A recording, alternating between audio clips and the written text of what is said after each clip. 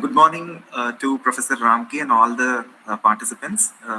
Professor Ramki, I welcome you and all the participants for this day 3 of this blockchains GIAN course. The floor is yours, Professor Ramki. We can commence. All right. Before I start presenting my material, I just want to try something. I have switched from using Google Meet through the Chrome browser to a desktop Google Meet because I want to see if I can get into this presentation mode where you see the slide, but I see the slide as well as the notes. Okay. Sure, sir. Okay, so here is my first title slide. Then I am going to go into view, then presenter's view. Now I get back into my Google Meet. I share a window. Let's try a window. And I say PowerPoint, share. Now what do you see? Do you see the entire screen or do you see my slide? We see both the slide and also your notes. Yeah, so like I said before, it is not that I am trying to hide my notes. Prof. Ramki, I see an option on the top left of your screen that says use slideshow. What happens? Okay, let's try that. So that means it goes from the presenter's view to the slideshow. Now I don't see my own notes. Maybe after clicking the use slideshow, if you click on the present icon in the Google Meet and then choose that window, the slideshow window. Okay, let's try that. Now let me get back to. So I have to stop the share and reshare. Yep. After clicking on the slideshow icon, maybe if you can use Alt Tab key and come to Google Meet. Yes. And then select present now. Present, and I'm going to present a window. And then I choose PowerPoint slide, share. You see the entire screen now, right? Yeah, I still see the entire screen here. So. No, we are able to see only your slides without the notes. Yeah, the same thing with me. So I can't see my own notes. Great. Yes. Okay, so that's fine. So then I will just do what I was doing yesterday. I'll just minimize this portion of the screen. Actually, the previous setting was great, Prof. Ramki. We are able to see only your slideshow, so that the font size is bigger for us. It occupies the entire screen. Yeah, so but unfortunately, I can't see my own notes. Okay. Yeah. So that's fine. Let me get back to sharing this, and I will share a window, and I'll do Bitcoin, and I will. Now you, I guess you see not the presentation mode, but the something like this, right? That you can see the slide, you can see the thumbnails on the left, and you can see that the notes. Actually, after clicking on the present icon in Google Meet, we get an option to share a window or share an entire screen. So if we select the share a window option and then select the slideshow that we wish to share, then it will share the slideshow for the participants, but still you will be able to see your notes. Let's troubleshoot this maybe later because we will lose valuable time just trying to. Sure. Yeah, because for now I'll just keep doing what I was doing yesterday. What do you see now? Do you see my video, my face, as well as you see my PowerPoint slide? Not in the presentation mode, but in the regular mode. We see your face and your entire desktop. Okay, perfect. Okay. All right. So this is what I would like to start today, and we've been actually setting the stage for our last couple of days before even discussing real blockchains and blocks and and the most dominant cryptocurrency. So before I go there, I just want to go back to one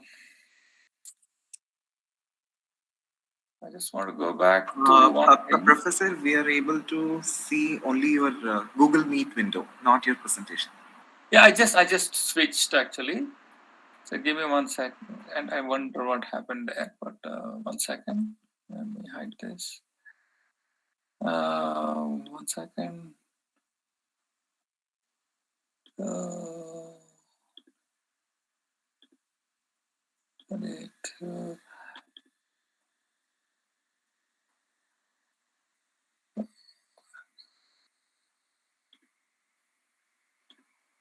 Stop presenting and present your entire screen. Share. Okay. All right. So this is now I'm back to actually showing my PowerPoint, and this is what I covered yesterday. So I covered the morning session. In the morning session, we kept the discussion fairly theoretical, and we discussed. Do you guys see this second slide now? Do you see my? Yes. Do you see background photography? Karthik? Yes, sir. Okay. We can see. Okay. So these are the slides that I have used yesterday in the morning session, and I covered the issue with key distribution. That if you want to establish a secret channel with somebody who's far away, how to avoid meeting in person physically, and how to establish how to share a symmetric key using public key cryptography. And that's primarily how it is used in HTTPS and so on and so forth. And we looked at the example of how to compute averages using secure multi-party computation. And I showed a different way of computing the average using Shamir's secret sharing. And finally, I showed you what are called the zero knowledge proofs. You know how Alice convinces Bob, who is colorblind, that the two balls she has in her hand are of different color. Right. So, and then you went off and did a lab with Professor Sheshadri. So, what did you guys? Can somebody tell me what did you guys learn in the lab yesterday? Unmute and speak in please into your mouth, into your mic. Yes, sir. We learned about basic crypto hashing and that application for blockchain, and then digital signatures basics and their application in blockchain, and finally some asymmetric key that Arras algorithm and elliptical cryptography that we learned, sir. Perfect. Okay. So it was all mostly like a presentation. Did you do anything using your computers? No, sir. It's like presentation. We didn't do anything. Okay. So it is similar Some to computations we did. Similar to what I have been doing, right? Yeah. Okay. It was a chalk and talk kind of presentation, Professor Ramki, and we did some computations using hand, and we did some elliptic curve computations, and we saw how the cryptographic primitives find their use in blockchains. Yeah. Okay, perfect. So you get to see it again one more time, and this time I will show you how they get put into a block and how a chain is created using the hash values and how they are signed. And with the real case study that I talked about is the Bitcoin is what we're going to look at. So let me kill this one and get back to my. Do I have another PowerPoint here? Let me see. Yeah, there it is. Yeah. So this is the Bitcoin, the case study that we are going to do this in the first lecture, and after that, we will look at how consensus is achieved in trustless networks using proof of work or proof of stake and things like that. So before I start this session, any questions from yesterday? Any questions on the material I covered in the morning session from yesterday? And if you, again, you can do either of one of two things. Either you can unmute your microphone and say it, or you can also type it in the chat window. I'll give like 1 minute before I start presenting the material.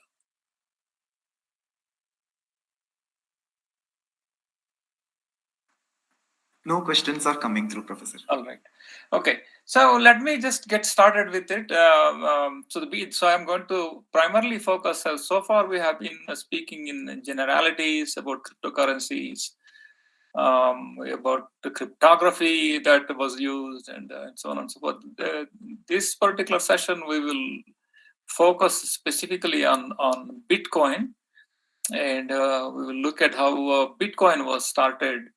And what sort of incentive mechanisms were put in so that the transactions can be validated by anybody pretty much. And then we will look at crypto wallets, how Bitcoin is kept inside a wallet, and how some of the weaknesses were there initially, how they were fixed, and who actually fixes them. Raises the question of who actually governs the ledger, since it's a decentralized, trustless network. Who is really in charge is a very important question to ponder. And we will look at what is inside a block, or what is inside a blockchain, both. And this also question came up before: what happens if something gets written to the Bitcoin blockchain? Can it ever be erased? And I'll show you that that is not possible, and what sort of gimmicks some people have played in taking advantage of the fact that Bitcoin blockchain is immutable. All right, so that is the goal for this 1 hour. I'm just going to make one quick edit here because I have the duplicate thing here. All right, I'll go to my Bitcoin. So this is an email that came from an anonymous email news groups, and so this is the cyberpunk movement I was telling.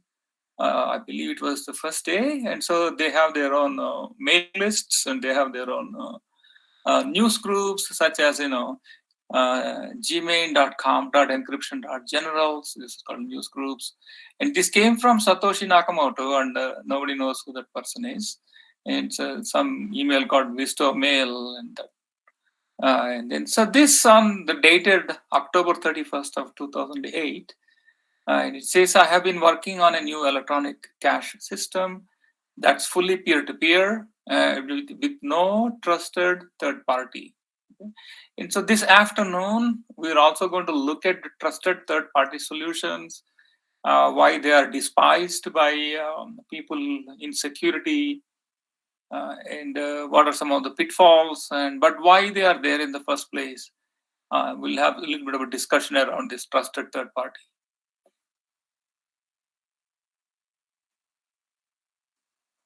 And so this is a graphic I have taken from a book by Professor Arvind Narayanan. He is a professor at Princeton University.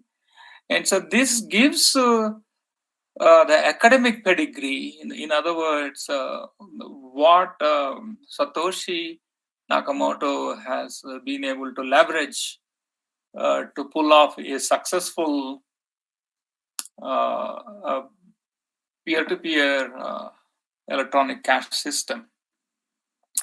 And on the y-axis, you see it started from 1980, 1985, 1990, and so on, all the way up until 2015.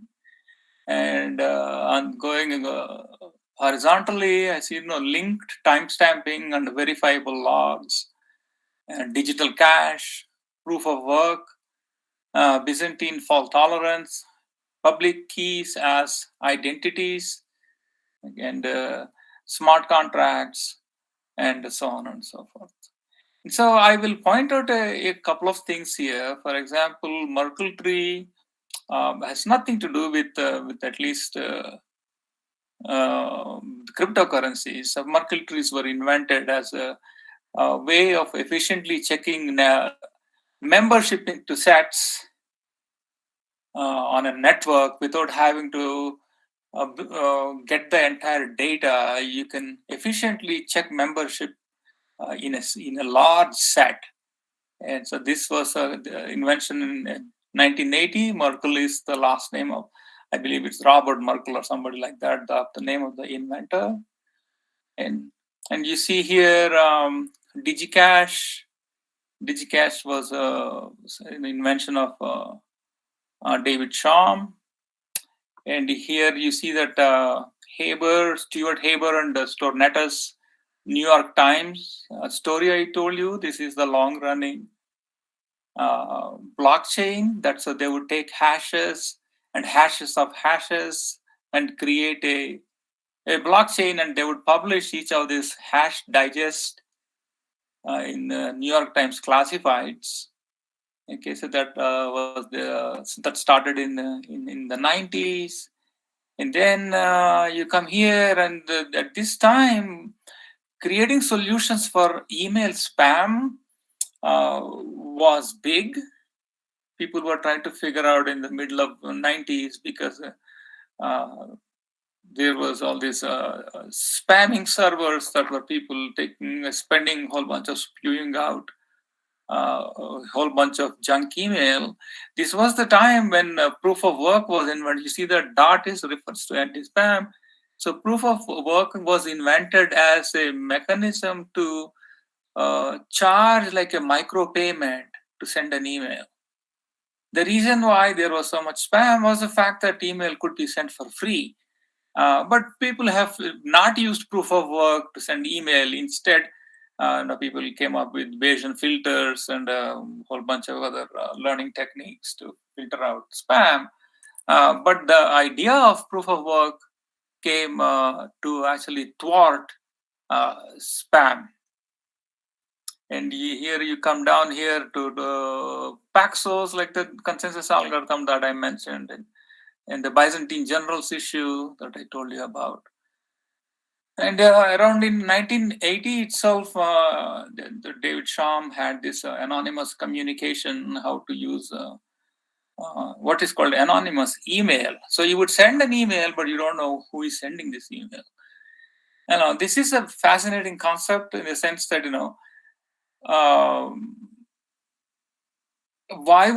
what kind of applications could it have? If you look at Sham's original paper, he will tell you, for example, there may be spies who may be in danger of getting caught. If they're caught with that message, they would send this message without really signing it. And so anybody who is intercepting that email and looking at where it came from, they wouldn't be able to tell. And so these at the time were mixed networks were invented. Okay, so in 1995, Nick Szabo wrote an essay on how to do electronic contracts. So this is an interesting person with an interesting background. He has background in JD. This is like LLB in the US, and he is also a computer scientist. So he was trying to combine computer skills with his law skills and trying to figure out how to do electronic contracts and so on and so forth. And you can get through all these things, private blockchains, Ethereum, and so on and so forth. Okay. So this is a little bit of a history. So when you see that, Bitcoin came about, say around 2000, right here, you see this. But it builds on all these other historical inventions. All right, so the first mining happened in January 3rd, 2009. So Satoshi, the inventor or inventors, mined the Genesis block and received 50 coins. So you will just bear with me exactly how these things can be generated. So it is not, they use the word mining. So this is a mine with a fixed set of bitcoins. So the currency or the the valuables that are there in this mine are finite. Okay, so once that finite amount has been mined, that quantity will be fixed and there will be no more Bitcoins. And I will get into how much there is and so on and so forth. So the first Genesis block was mined on this day, and it has he received 50 coins for that. And so when I need to get on doing this and then get to build second block. And so there is this website called blockchain.com, and you can explore the second block. The second block will tell you, it will have it looks like this, and it looks kind of confusing, and say, well, what is all this information? And all of this will make a little bit more sense than what it makes sense at this point. And you can see that if you let me make the font a little bit bigger so you can all read this. Is it better? Yes. So this block was mined on January 8th. The first one was on January 3rd, 2009. By unknown, they don't know what the public address of this person is. It currently has so many confirmations, so that every time a miner appends something past this block to the indirectly confirm that. So the miner of this block earned a total reward of 50 Bitcoins. So the reward consisted of a base card and an additional, because there is no transaction reward that was paid. Of the one transaction that were included. So that means the transaction probably was created by the miner who was mining it, which is probably, the chances are this is Satoshi. And Satoshi probably has multiple public addresses, so multiple public key, private keys. So the block reward is known as coin. So the block reward, when you validate the transactions, saying that these are valid transactions, you get a reward. And I will tell you how much that reward is and what happens to that reward. So that is how you actually mine. And a total of 0 was sent in the block, with the average transaction being. So there was no money that was sent, but it was validated and mined in the second block. All right, so let's go back to our PowerPoint presentation. And so you wonder, everybody just wonders, who is this person? And and if you click this, it will take you to a YouTube video, and then I'm not going to go there, and because it's a fairly long 3-part documentary on who this person might be. It's fascinating. I mean, it gives you circumstantial evidence as to who this person could be. So if you have 3 hours to spend and you're curious to know who's Satoshi Nakamoto, who or which group is Satoshi Nakamoto, I found this documentary to be quite interesting. Now, so most initial transactions were giving each other Bitcoins on the forum. So there were a few handful of Bitcoin enthusiasts who were rewarding each other these Bitcoins. And the first retail transaction, so they were, you could just ignore them. It is like, it's like if I create a new currency and I print up a whole bunch of notes, and then I start giving it out to my friends, and they would take it, but they will also say, this really has absolutely no use for me. When they give each other, it is like that, right? Because at that point, it really hasn't established itself as a viable currency. And so the next bullet point, I say that the first retail transaction where somebody got something of value was Laszlo. I don't know how to say his last name. I'm guessing it is Hanyes, Laszlo Hanyes.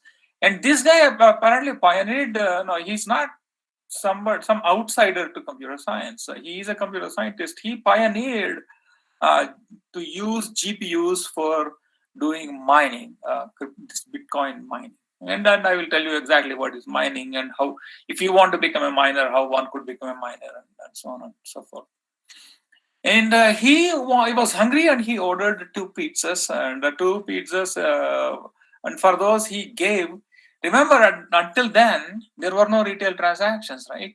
But everybody had this new currency. Then they weren't sure what it was going to be worth or what it's worth. And he gave 10,000 bitcoins for 2 pizzas. So the 10,000 bitcoins were worth $41 at the time, and now they are worth $400 million apparently. And so depends on which time of the day you look at. The 10,000 changes, obviously, right? And so today I think it was trading at 46,000, so it will be 460 million. So each pizza is worth $230 million pizza. So you can imagine how much money the pizza company made. And so there are like funny stories around this, that there's that day that people celebrate this as a pizza day, and the Papa Murphy's or something, that's the company that gives out free pizzas to commemorate the most expensive pizza. So the reward, the way it happens is that initially it was 50 bitcoins for mining. So that means that you would validate, and I'll tell you what exactly that means when we look at blocks in detail. And it's halves every 4 years. Okay, after the first 4 years, it dropped down to, the reward dropped down to 25 and 12.5, and currently it's at 6 and a quarter. On May 11th, 2020, it's dropped down to 6 and a quarter. So every 4 years, it's going to geometrically fall off. So one thing I do want to say here is on August 6th, 2020 saw a major vulnerability involving overflow. Let me see if I have some discussion on that. Let me see.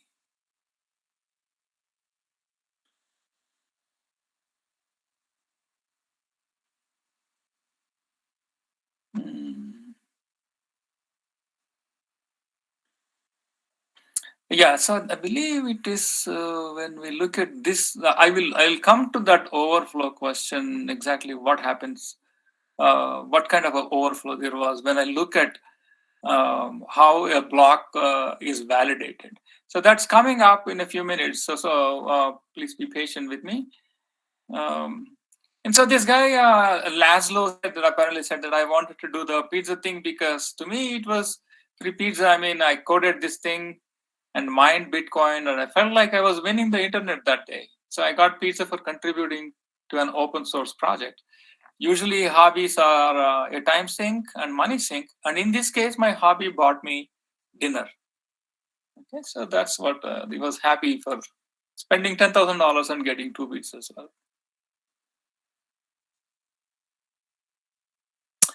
And so here is some crypto economics. And so what are the incentives? This is on the right hand side. I have diagrams of how simple they are to transact. This is how you can, this is using some kind of a wallet. You would send and receive Bitcoins. You would type address or name. So the wallet has perhaps a way to take a name and convert that into the public address. And you can designate how many Bitcoins or a fraction of the Bitcoin you want to send. And so, and then it has a default value of how much fees you are willing to pay, and so on and so forth. On the right hand side, and you are requesting somebody to send you Bitcoins. And so you are saying that as, hey, give me 1.66 Bitcoins.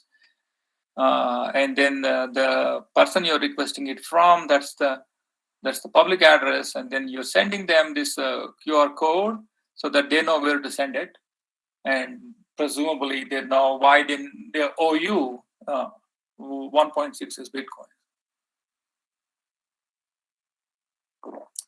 Also, further down towards the end, I have a small video on what are wallets and how do you safeguard wallets.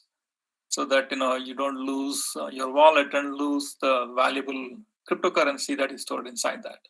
And when we see that, then you'll understand these diagrams I just showed you. So let's talk about crypto economics. What is there? What incentive is there for people to validate transactions? So if you think about it, in a centralized institution like a typical bank, how does a typical bank exist?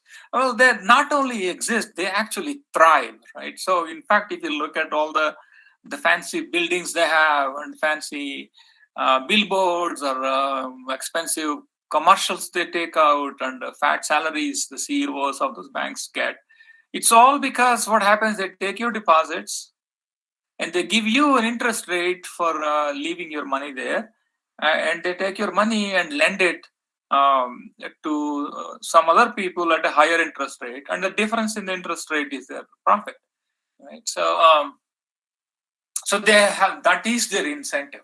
Their incentive is that they'll give you lower interest rate, and when they take your money and give it to somebody else as a loan, there's a difference, and the difference is what they get to keep. Here, so that is a centralized institution. Here we are looking at multiple people competing to validate transactions. Say, look, I want that reward. And it's a peer-to-peer system. Everybody is equal in some sense. People are competing to validate transactions and collect that fee. Right. So how that all works is quite fascinating. That's exactly what Bitcoin got right, and why some of the earlier attempts did not get it right. Okay, so Bitcoin in its protocol has designed in such a way that there are only like there's one block per 10 minutes. Okay, and each block is restricted to 1 megabyte. So these are some of the limitations of the protocol, and this is also what throttles what keeps its performance from being improved. And when we look at the performance benchmarks, you will see that the TPS, the transactions per second for Bitcoin, is one of the lowest. It's at seven transactions per second. And so with 50,000 blocks per year, and it has been around for like 14 years or something, or 13 years, and you can do the math, and there are about 700,000 blocks that are currently on the blockchain. And if you decide to download the entire blockchain, it is rather large, and so people have ways to get around instead of downloading the entire blockchain.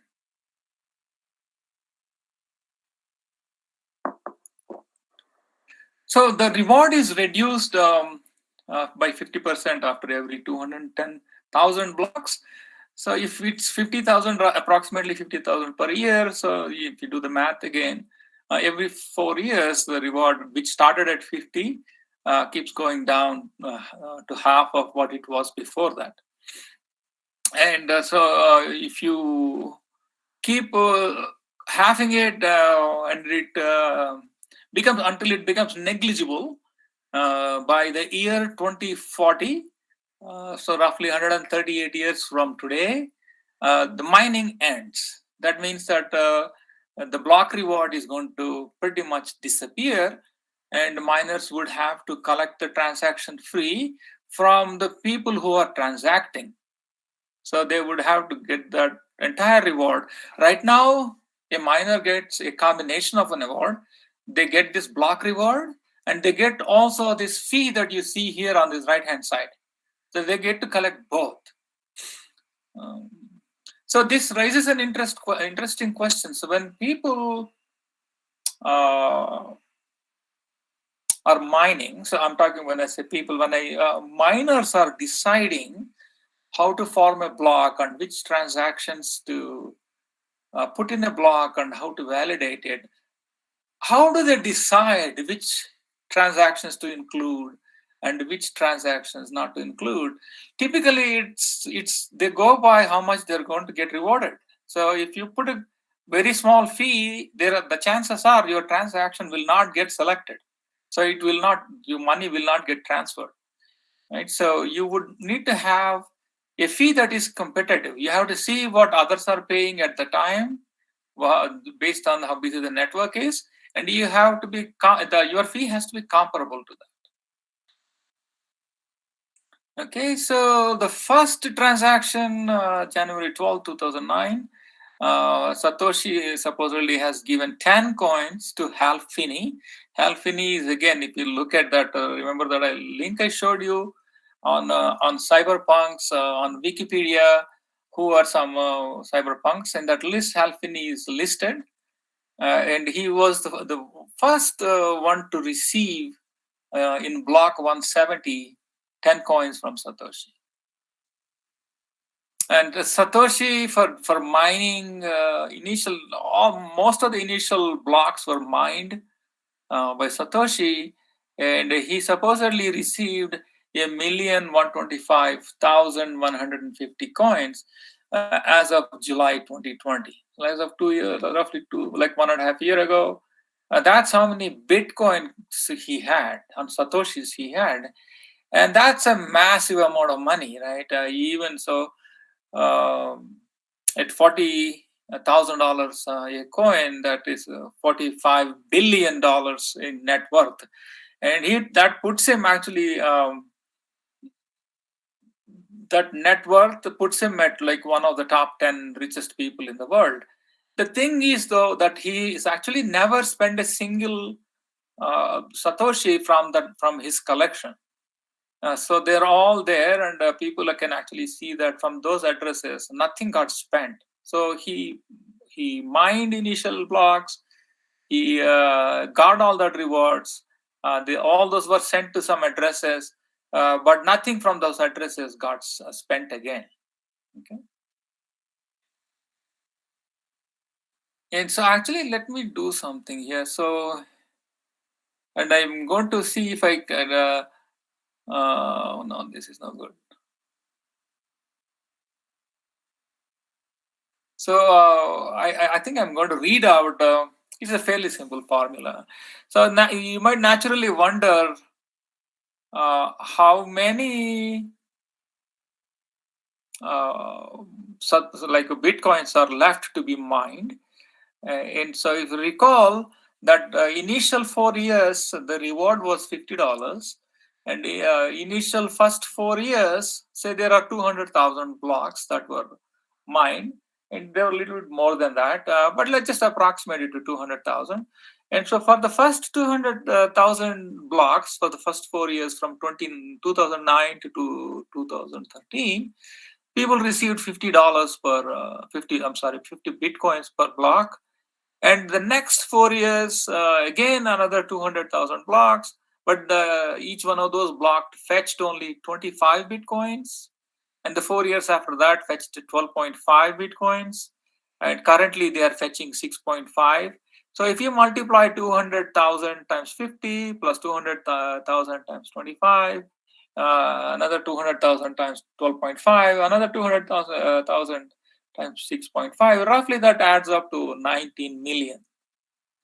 Okay, so and if you keep carrying out this math, and by the time this becomes negligible, the block reward becomes negligible, this number, the sum will go from 19 million to 20 million 999,999.9769 Satoshis.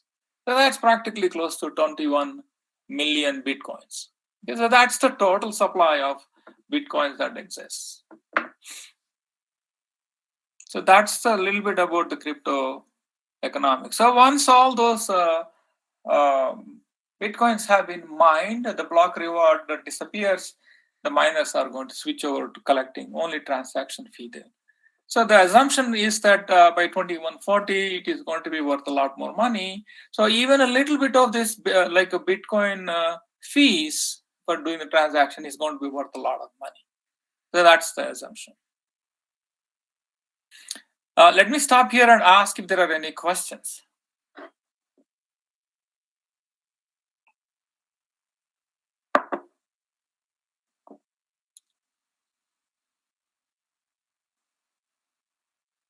Okay.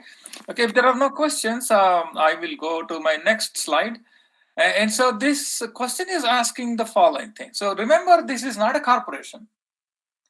So if it were to be a bank, and if suddenly bank loses a lot of money, this money doesn't belong to the bank, right? It belongs to the depositors, people who have put trust in them and put money in there. And there were stories, actually, if you Google and look around and say, some people getting fired from some bank employees getting fired for doing unwise investments, and they lose in those investments, and as a result, bank reserves are gone, and those employees get fired. So there is a governing body. There is a board and there is a CEO, and they all collectively make sure everything running smoothly. So on the other hand, what happens if you in Bitcoin when things don't go the way they're supposed to go? So let's start with what happened with one of the earliest flaws in the protocol. So what I am showing in this first bullet point is that so initial protocol, it made sure that whatever is leaving from a particular address or addresses is no more than what those addresses already have. So if I have two separate wallets, two separate addresses, one has 10 Bitcoins, the other one has 20 Bitcoins. So I am coming in with 30 Bitcoins into a transaction. So the most I should be able to send out, that is the sum of the outputs to different addresses, is 30. If I try to spend more than 35, that's invalid, right? So the protocol makes sure that this inequality is respected for any given transaction. Okay, but what it did not make sure initially was that when you add up the outputs, it does not cause an integer overflow, or I'm sorry, not the integer, long overflow. Because these are real numbers, you have fractions. So what somebody did was they noticed that the vulnerability in the code, because the code is open source. You can go down and download it and take a look how all this protocol works. So they looked at it and said, well, there is no protection against overflow for long numbers, and they exploited it. So they spent half a Bitcoin, and they sent 2 raised to 63 Satoshis to two different addresses. So that's 2 raised to 62 to one address, and 2 raised to another 2 raised to 62 to another address, and so on. And fortunately, what do you do when such a thing happens? When such a thing happens, since there is no CEO, there is no board, and there is an active Bitcoin community. Remember all these people who were initially mining the initial blocks, like Hal Finney and Satoshi and Adam Back and all these other guys who were like positively behind this cryptocurrency. They all collectively decided to fix the bug and fork, and they create a fork, and you will understand what a fork is when you look at what a blockchain is. So that means that they made this block containing this irrelevant. So they orphaned this block and created another fork, and that fork is where currently exists. So saner heads prevailed, and so this is the collective community wisdom in the absence of a central bank. So there is no central bank, so they collectively decided to solve the problem like this. So the miners with a majority mining power, so this is the good outcome. What the outcome we had here is a good outcome, but it can sometimes be a bad outcome if the majority mining power rests with evil people, and that evil people decide to fork the current prevailing branch and go off in a different direction, they very well can do that, but they need to own a majority of the mining power when they do that. Okay, so that is the danger of having something that is completely trustless. This is unlikely to happen, as you will understand why this is hard to do. But when the good guys get together and put all their might together and join forces, they will collectively can fork and make this bad decision irrelevant and go in a different direction. So this is how it is done in a distributed fashion, even though there is no central governing board. Okay, so let's take a look at when I talked about inputs and outputs. And so what the transaction validation does. So at the core of it, I mean, you can come in with any number of inputs. And so this is saying that take the transaction number, I'm just arbitrarily numbered them, transaction 0, transaction 1, and transaction 2. And in reality, that would be the hash of the block in which this is an output. So an input into a block, or I'm sorry, input into a transaction, I shouldn't use the word block because I haven't introduced what a block is. We're only still talking about transactions. A collection of transactions constitute a block, and we will get to that, what a block is in a bit. But for now, all you have to remember is that the input to a transaction is the output of some other transaction. And that is what this is saying.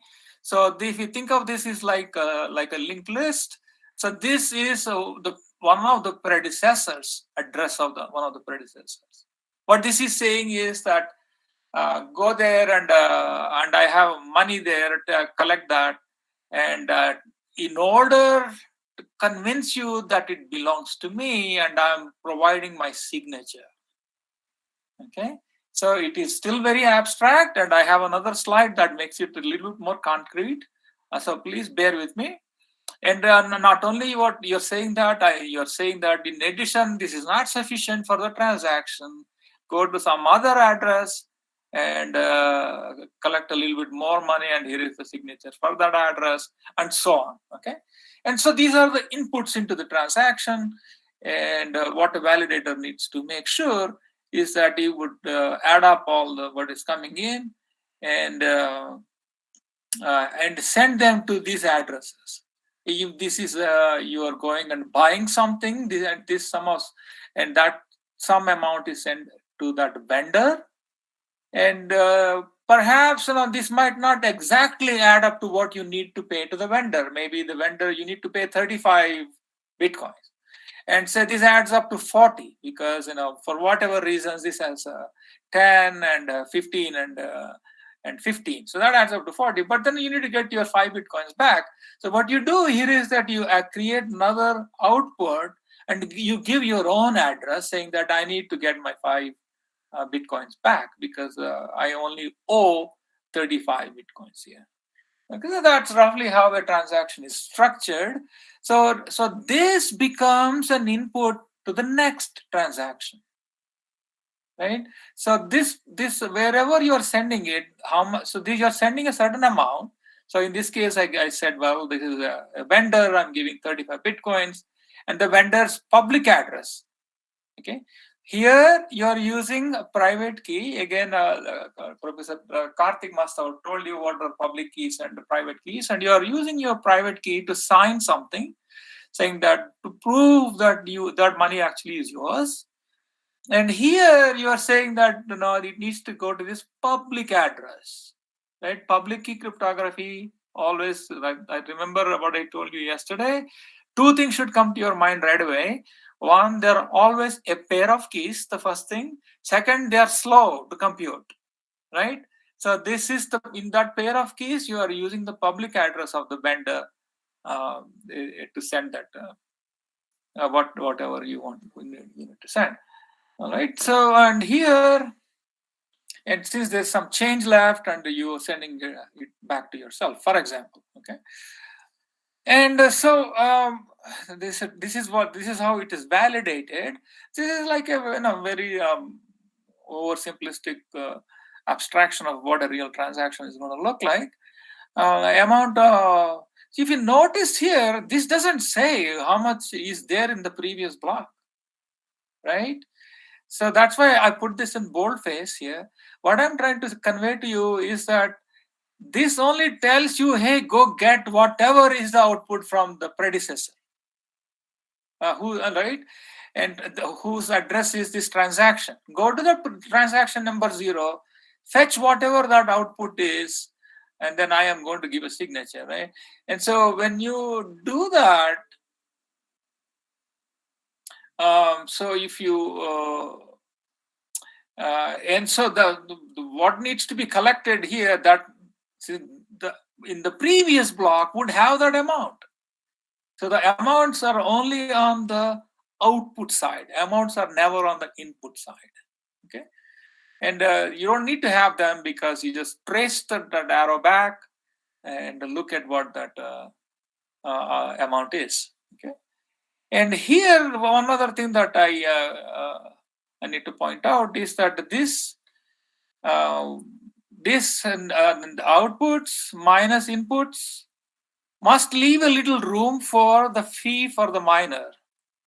So I said, well, this is adds up to 40. I have 10, 15, and 15. That's what I'm coming in with into this block. But I only owe like 35. But I need to leave some. So if I take the entire 5, change back to myself, there is no money left for the miner fee, and no miner is going to validate this. So what I need to do is that I only need to collect, say, for example, 4.995 bitcoins, and then whatever that remainder is, 0.005 goes to the mine. So whatever is left, it's implicit that it becomes the miner's fee. Okay, so I already addressed this question, and so this entire thing, this transaction, it has a number. The way you are going to find out that number is that you take this transaction inputs, outputs, and whatever else that is inside that, amounts and addresses and all this, you hash it, right? Anything can be hashed, any file can be hashed. And when you hash it, you get a hash output. That becomes the identifier for this particular transaction. So K is the identifier for that transaction. Any questions on this? And so I need to pick up a little bit of speed. So there are a few things that I have put down here that I don't think I'll have time to go to. So for example, this shows you different fields and what is the version number. And actually, I have a graphic, so we don't really need to go there actually. So this the block is going to be in hex and in binary and hashes and all that. It's completely unreadable. So instead, what I have done was that I have taken a JSON representation of what a block is, and I have tried to essentially take this diagram and break down the fields that are inside that, and try to comment them and to try to tell you what those things are. So the K value, which is the identifier for the transaction, is that on the top. So that's the transaction ID, hash of the message below. If you take the message and you hash it, this is what you would get. And this tells you, what protocol version that is being used, version. And so the input size is 1 in this case. For this particular block, there's only one input that's coming in. And the number of outputs is 2, so that's the number of outputs. And if you go back and take a look, actually this is the inputs. Yeah. Can you guys see this at all? Yes, sir, we can see that. Okay, excellent. Okay. So there, as you can see, there is only one input, and here it says that the number of outputs is 2, and if you come down here, you'll see actually 2 outputs in this JSON format, right? It says one curly brace here, another curly brace. So there are 2. So if you're going back to this diagram, there's only one thing coming here, but 2 things going out in this thing. Okay, and here what? So this one input. So this is the output of the predecessor. So this is telling you where it needs to go to. So this is the transaction ID of the predecessor. Okay, so one output. So remember that the reason why it says 0 here is go to the these outputs are numbered. I keep going back to this. So this would be considered the 0th output. This would be considered the first output. So when you specify this one, so it is it is clear I need to go to this transaction whose number is 0. But which output should I go to? And that is that number that is go to that whatever that go to this 0th output of this particular transaction. Okay, so first output of the predecessor. Any questions on this? Please unmute, and I don't know if no, sir. It's all good. Okay. All right. So here, what it shows here is that no. What is this?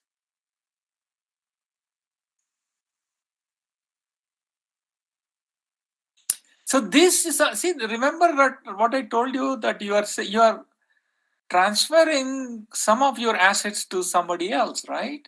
So you need to prove that this asset that you are saying that you want to transfer, this output from that is coming from the previous transaction does it actually belong to you, that right? So what you do is you create something and you sign it. So signet. So you take so value of signing the transaction ID of the predecessor. So you take something from the previous transaction, some simple string or the transaction. In this case, you can take the transaction ID of the predecessor, which is this guy right here, 84C2424, and then you sign it with your secret key. Okay, and when you sign it, you get some output, and you attach it as a proof, saying that the output coming out of that transaction that I have listed here belongs to me, and here is the proof. Okay, and then what you are instructing is that so there is no amount here. This doesn't say how much I am coming in with, right? That's what I was trying to emphasize in the previous slide. But you are saying is that out of whatever is coming in, I am going to take a 0.0015. And then this would be the first outgoing Bitcoin transfer. So this would have that address 0 like this. The n value for this would be 0, and the n value for this would be 1. Okay? And then you would put down some of the other amounts, and the assumption here is that this adds up plus the fee adds up to whatever the output of this thing is. Okay, so this is the first recipient's address, the public address.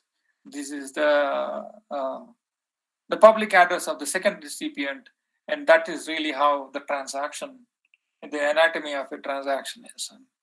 Let me stop and ask questions. You need to understand this quite well.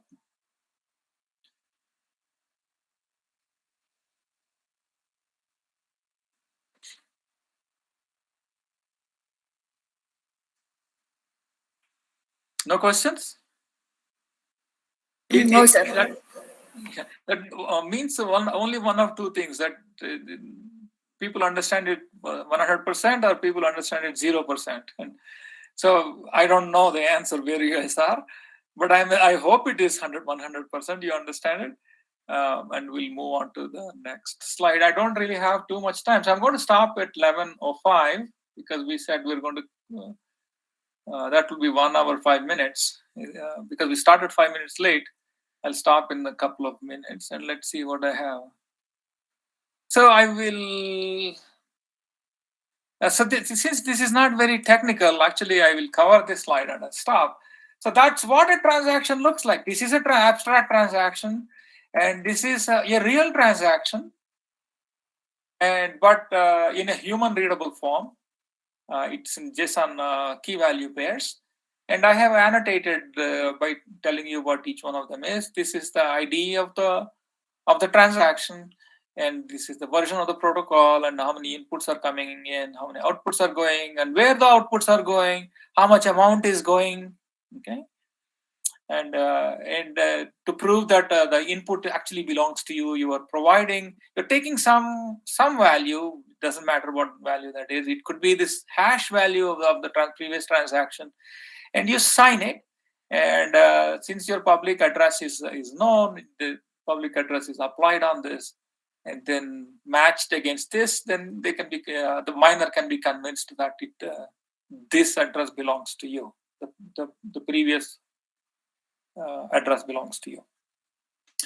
Okay, so now that we know what a transaction is, what is in a block? So what in a block consists of a collection of transactions, and there is a cap on how big the block can be. How many ever transactions can be fit in, and the miners would fit as many as possible because they can maximize the reward. And I already told you how a miner chooses. They primarily choose based on what the fees is for a given transaction. So, and then I will ask this question about later on, how does a miner validate a transaction, given that the blockchain is fairly large. So the question is, think about this while you're on the break, are multiple miners working on the same transaction or transactions without knowing that other person is working on it? Think about it, and when we come back, I'll give answers to that. So we'll take a 10-minute break. Is that right? Sure, Professor Ramki. We'll have a 10 minutes break and convene back at 11:45.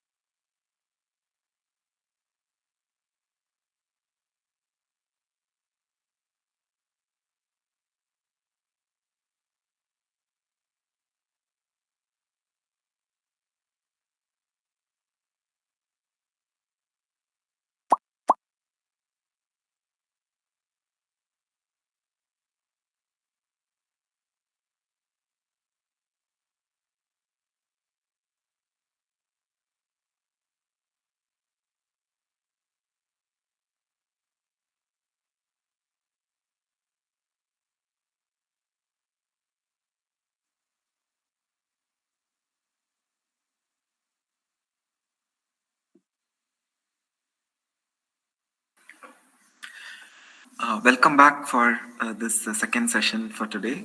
Professor Ramki, the floor is yours. Perfect. Thank you. And I did a little bit of research as to how to do presenter's view without showing the notes. Unfortunately, there is no way to do this unless I open this presentation, the PowerPoint presentation, using Google Drive.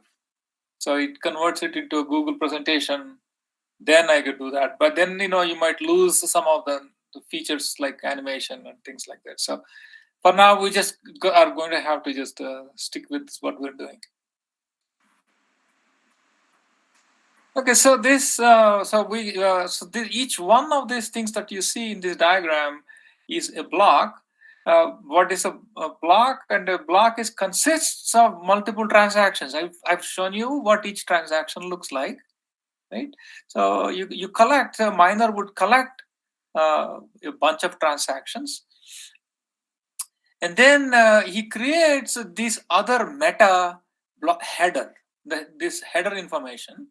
This is called the block header. And so this is just like how for each transaction there is a hash for that captures the entire transaction. Same thing. All these transactions are put together, and then he adds the miner. He or she adds the difficulty target and the timestamp set, and then he goes and gets the previous block. When this is like a blockchain, this is like a chain. In order to create a chain, he would get this hash value and stick it in here, and then this hash of previous refers to this, and so on and so forth. Okay, and then he also adds what is called the Merkle root, and why this is important, you will see that in just a few minutes. And what a Merkle root looks like is just this node here that is at the top of a binary tree. Okay, then this binary tree is really hash of hashes. Here, for example, you see transactions. You have 4 transactions, transaction 1 through 4, and you take the hash value of the transaction. That gives, essentially, actually, this is the ID of the transaction. And you take transaction 2. That is the ID of transaction 2. And then what you do is that you combine these 2 hash values. You combine these 2 IDs, like concatenate them, for example, and then take a hash of the combined hash, and so that will become another hash. So if this is 256 bits and this is 256 bits, and then you concatenate them, you get 512 bits. But when you take a hash again, this result is also 256 bits. So you take this value, 256 bits, another 256 bits, you concatenate them, you get 512 bits, you take a hash, you get a 256-bit hash that captures the essence of the entire tree. Okay, so if you make a change to any single bit anywhere, okay, and then if you recompute these hashes and compare the hash Merkle root, this is a Merkle tree, and then if you compare the root to what you had before making the change, they're not going to match. That's the property of hashes, and I'm assuming that you learned a little bit about these things yesterday in the afternoon session. Okay. So that's what a Merkle root is, and this is a symbolic representation of how you can traverse the previous block. So that's the address of the previous block, and you can go here, from here to, you can go here using this address, and so on and so forth. And I will tell you what the difficulty targets are and what a nonce is in just a little bit. So this is a random 32-bit string such that the hash level value is less than or equal to difficulty. And so we will take a look at that when we look at proof of work.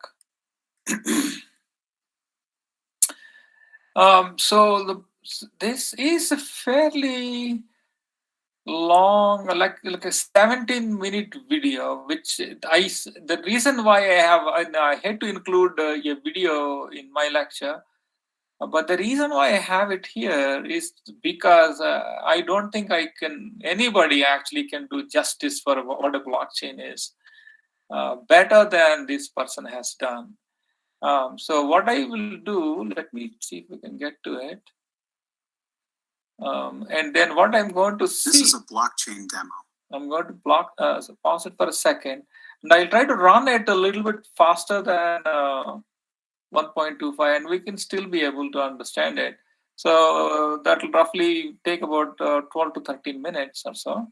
And I think that is well worth, the 12 or 13 minutes well worth the time we spend on looking at this, the demo. Okay.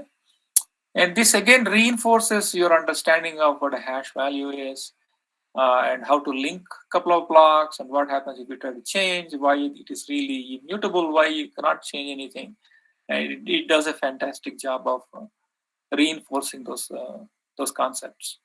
And so let me know if you cannot see it, or if you cannot hear it. I will pause and I'll try to fix the technical problem. We're going to do this in a very visual way, though. I'm going to make it very easy to understand by stepping through the key pieces of what a blockchain is in a visual way. But before we get started, we need to take a look at this thing that we call a SHA-256 hash. Okay, and a hash, this is one of them right here. A hash looks like a bunch of random numbers. And essentially what it is, it's a fingerprint of some digital data. And it just so happens it's the fingerprint of whatever I type in this box. So if I type my name, Anders, into this box, you see that the hash has changed. As a matter of fact, it changed every time I typed a letter, right? So I'm going to go back to, so it says Anders. Okay, so this is the hash of the name Anders, all lowercase. It starts with 19EA, right? Can everybody see the video clearly and hear the video clearly? Yes, Professor Ramke. Okay, perfect. Okay, so if I delete that and I go again, type Anders again, you can see it starts with 19EA, the same exact hash. In that sense, it's a digital fingerprint of this data. Whatever data is here, every time you type exactly the same data, you get exactly the same hash. And I can type anything I want. So you can have nothing, like this, E3B0, that's the hash of nothing. Or you could type tons and tons of stuff. As a matter of fact, you could put like the Library of Congress in here, and you would get a hash. And the interesting thing about it is, regardless of if there's a tiny amount of information, no information, or the entire Library of Congress, you're always going to get a hash that is this long, this many characters. So you're not going to be able to pre-guess what this is. You kind of have to put the Library of Congress in here to figure out what the hash is, but you'll always get exactly the same hash regardless of how many times you put exactly the same information in.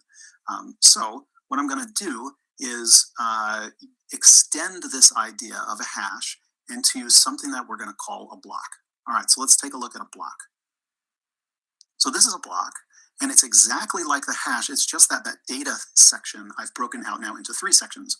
One called block. This is just some kind of a number. This is block number 1. A nonce, which is just another number. We'll go into what that is in a second. And then just some more data, just very similarly to the way that we had it before.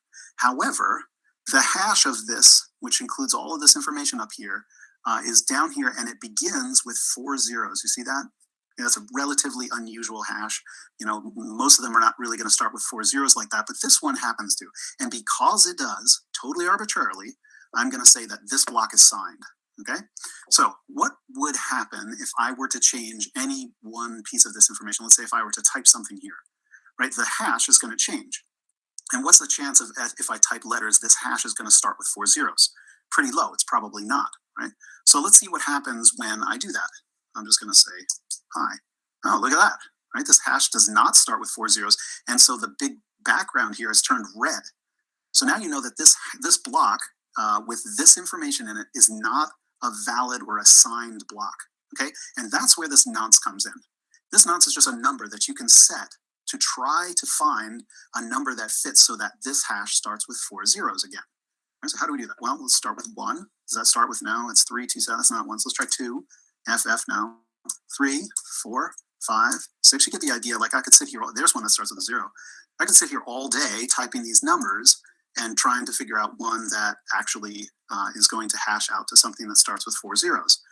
Going to take a long time. So here I have my little mine button. I'm sure you've been wondering what happens if I press that. So what's going to happen when I press this mine button is it's going to run through all the numbers from 1 all the way up to try to find one where the hash starts with 4 zeros. And this process is called mining. Let's do it right now.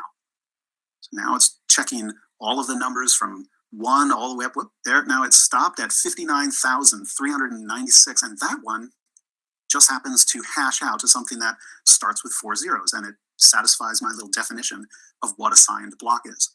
Okay, so that's a block. Now, can you tell me what a blockchain is? It's probably just a chain of these blocks. Well, how do you put them together? Let's do that. All right, so here's my blockchain. I have block number 1. It has some kind of a nonce just like before. There's some data area too, but then it has this previous. And here it's a bunch of zeros. Let's roll forward. So this is block 2 and block 3 and 4. This blockchain has 5 blocks on it, right? The previous here starts with 00 AE8, right? Is this number AE8, and then this previous, B90 is this one over here, B90. So you can see that each block points backwards to the one before it. And you remember that first block over here, there actually is no previous, so it's just a bunch of zeros. It's actually just a fake number. Okay, so just like we did before, what happens if I change some information here, right? It's going to change the hash of this block and it's going to invalidate it, right? Well, let's try that. So I'm going to type pi again. Sure enough, that block is invalid. All right, just as we assumed. But what would happen, I'm going to fix that now. We'll go back to something that worked. What would happen if I change something in this block? Right, it's going to change this hash, but this hash gets copied up to this previous. So it's going to change this one too, right? So it should break both blocks. So let me try typing hi in there. Sure enough, right? So we can go back as far as we want, to some point in the past and break that block. And it'll break all the blocks since then. Everything before is still green, but this one is red. So if I wanted to, change something in this blockchain, I could just go over to block number 5 right here. We could change it. I'll put hi, and then we could remine it, and pick a different nonce. We'll do that right now, and we could essentially alter the chain. So we've done it. So that we should be good now, right? All right, well, what happens if I go back in time to here and I break it here? Now I have to mine this block, which will pick a nonce that makes this block hash out to 4 zeros, if we can find one. Sometimes it takes a while because it's got to run through a lot of them. There it is. It found one at 138,000. All right, but this one is still broken because although this one starts with 4 zeros, adding the 4 zeros with different stuff up here still makes this block hash out incorrectly. So I also have to mine this block. All right, and that takes some amount of time. That one was a little bit quicker, and then I have to mine this block to fix it. All right, so what we're showing here is that if I go and change this last block, all I have to do is remine this block. If I go way back in time to back here and I make a change like that, I'm going to have to mine this one, this one, this one, and this one. So the more blocks that go by, the more blocks in the past that we are, the harder and harder and harder it is to make a change. And so that's how a blockchain is going to resist mutation, resist change. Okay, so now, I did. If I do this in this block here, you can see that I've changed it to hi and I remined it, blah blah blah. How would I know that my blockchain has been remined? All right, let's take a look at that. I'm going to hit this little distributed thing. So now we have a distributed blockchain. It looks exactly like the last blockchain, okay, up to 5. But this is peer A, the first peer. If we go down here, you can see here's peer B, and it happens to have an exact copy of the blockchain. There's actually also a peer C down here, right? And this could go on forever. There's many, many peers out on the internet, and they all have a complete copy of the blockchain. So in this case, if I look at this hash, it's 00E4B, right? If I go down to this one, I notice it also has E4B. If I go down to this last one, it has E4B. So they must be identical. And I'm going to demonstrate that by going here and typing something. I'll type hi again. And then I will remine this block. And I've got some other number. Now let's put some other number up here. So I should be able to mine this block. Okay, now all the chains are green, right? They're all green. However, this chain says the last hash is E4B. The bottom one says that too, E4B. And this middle one here says 4CAE. So I know just by glancing at this one little hash that something is wrong in this blockchain, even though all of the hashes start with 4 zeros. I know that this one is different. And it's different because I have 2. It's essentially 2 against 1. We're a little democracy here, right? This guy argues that it's E4B. This guy argues that it's 4C E4CA, and this one is E4B. So E4B wins. So that's how a completely distributed copy, having a copy on many different computers, they can all very quickly see if all of the blocks are identical. And remember, blockchains can have 400,000 or 500,000 blocks very easily. So rather than checking through all of them, all you really have to do is look at the hash of the most recent one, and you can see that if anything in the past, anything way back here was altered, you can tell by looking at this at the last block in this in the chain. It's going to hash out to something that doesn't start with 4 zeros and looks very different from what the hashes on the good chains are. Okay, so that's a blockchain. That's the entire thing. There is no more to it than that. But it's kind of not really useful because we don't have something in this data area that means anything. I keep typing my name or hi, and that's sort of irrelevant information. So what we really want is a token. So let's do a token on our blockchain. All right, now look at this. So I have this token just totally arbitrarily. I'm calling these, I guess, dollars, right? So we have $25 from Darcy to Bingley. $4.27 go from Elizabeth to Jane. You get the idea. It's basically, there's all these transactions that are happening. And I've just replaced the data with these transactions. And just like we saw before, so there's multiple blocks here. This one has more transactions. It doesn't matter how many transactions there are. They can be many or they can be few or none. If we keep going forward in here, just like we saw before, if we go down, we notice we have all these other copies of the same blockchain, right? So now here's where the immutability is important. If I change something back here, you'll notice that this is, A7FC, blah, blah, blah. It's something else. So it's something different than what's down here. So in this way, it's very important that if I were to go back in time and change some value that we would notice. It's very important with money that you don't lose track. And that's the whole point of using a blockchain here. This is the whole point of resisting any kind of modifications, of things that have happened in the past. So that's the reasoning behind using a blockchain to remember tokens. Now, one thing I would mention here is that we're not listing, Darcy has $100 and he's giving 25 of it to Bingley. The only thing we're saying is Darcy gives 25 to Bingley. We're not remembering a bank account balance. We're only remembering money movements. So this begs the question, does Darcy have $25? Well, we have a problem here in this version of the blockchain. We don't actually know if Darcy has $25. So let's look at a Coinbase transaction. So if we look back here at Coinbase, we're going to add a Coinbase transaction to our blocks. And this is very similar to what we've seen before, but we're just adding a Coinbase at the top. And what that's saying is we're going to invent $100 out of thin air and give it to Anders. And there's no transactions in this block because nobody had any money previous to this. In the next block, another $100 comes out of nowhere and goes to Anders. I'm a fan. I love it, right? I'll take $100. Now we have some transactions. You can see that they're all from Anders. They're all from me because I'm the only one who has any money at this point. So I'm sending 10 of my dollars to Sophie. Do I have $10? Yeah, I do. I look back and I see that this Coinbase transaction has given me 100, so I have at least 10 and I can send it on. And you add all these up and they don't go over 100, and it follows sort of a basic rule of a currency. Like you can't invent it out of thin air. You can't create money out of thin air. Its dispersion is controlled. So now if we look at this blockchain that we've created and we zip forward in time and we notice that we see that Jackson is giving Alexa $2. And so does Jackson actually have $2 to give Alexa? Well, we go back to the block before and we see that Emily, who had gotten $10 from Anders, gave 10 to Jackson. And so Jackson does have the money. So we can just go backwards and find that out. And that's actually one of the benefits of having a previous here. It's easy to go backwards. We just look for the block that looks like that has that hash. And here it is right here, right? So it points to blocks back in time and allows us to trace the provenance of any coin that we want. So that's a basic blockchain, and we're running a currency on top of it.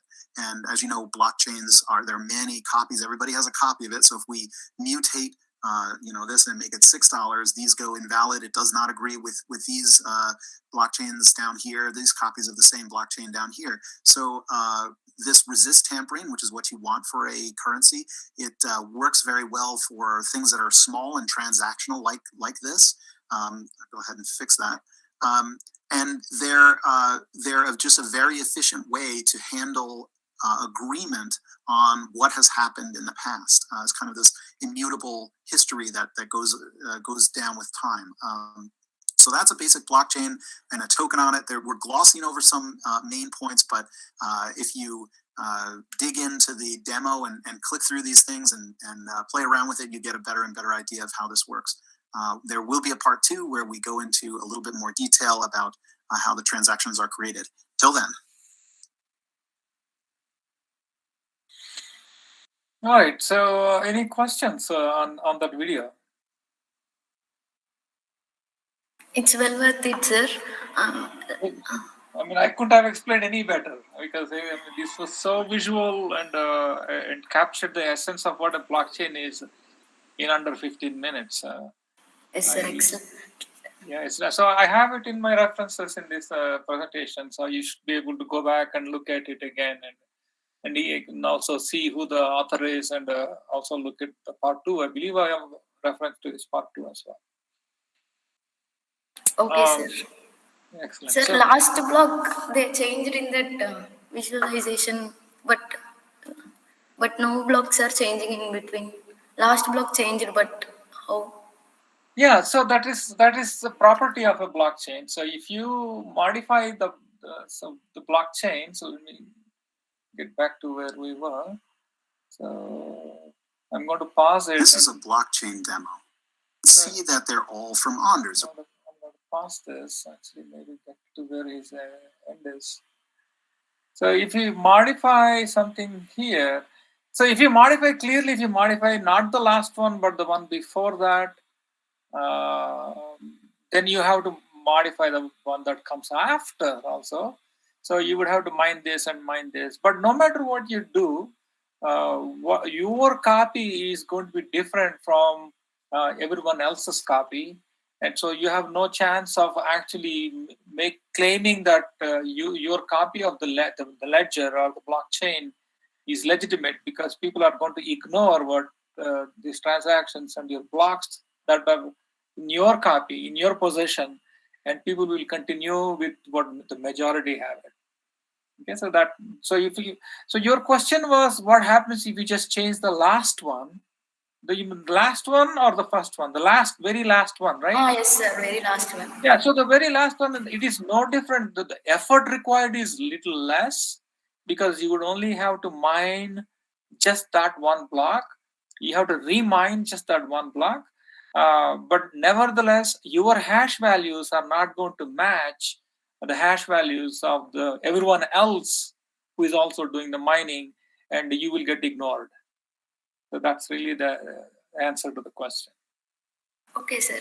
Sir, these many peers, everyone will have this much storage, sir. Very big blocks. Yeah, so you can selectively store the miners. So that is the thing with mining. Mining requires quite a bit of hardware in terms of disk storage and RAM and GPU.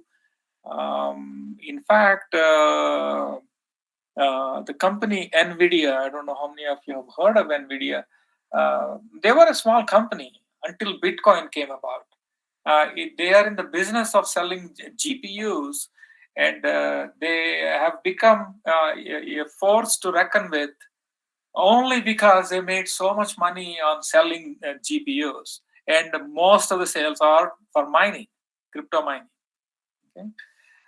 So if you don't have sufficient hardware, including disk space, you won't be able to mine.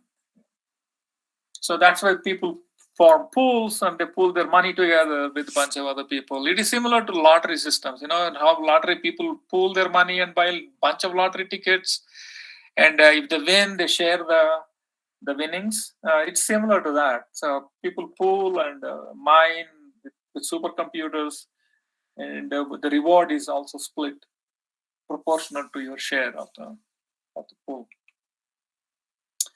Any questions on this video? Any other questions on this video?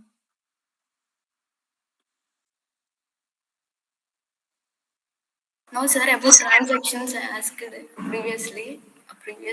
About like every 10 minutes we'll add one block, you said before, Yes. sir. Yes. But Like every 10 minutes, if we add means many transactions will be late. Yeah, but you collect a whole bunch of transactions, and I don't know how many transactions are in any given block. So at the end, they measured how many transactions per second get executed on Bitcoin blockchain, and the number is 7. So every second, 7 transactions are going through. Okay, sir. But it's slow compared to our bank. Yeah, it is slow, but it is one of the original giants in crypto field. That's the reason why it is still the biggest the cryptocurrency that there is. It is not definitely not the most performant, but it is since it is the very first one. It has that status in crypto world. So you will see, actually, let me get back. See this blue button, you will see what he calls mine, and you will see the problems with mining and why it is expensive and why people have invented other alternatives in my next session whenever that I can get to it. So let me get past this. We're good here. And I have shown you how to take a block and explore it. And this opens up that website, blockchain.com, and you can explore a given block. And if there are 700,000 blocks currently, you're curious about what it is. Sort of like ledger with 700,000 pages, and you want to go to some arbitrary page in the middle. You can put in that number, and that shows you what, how many inputs are coming in, how many outputs are going out, what is the hash value of that, and what is the norms, and who actually mined it.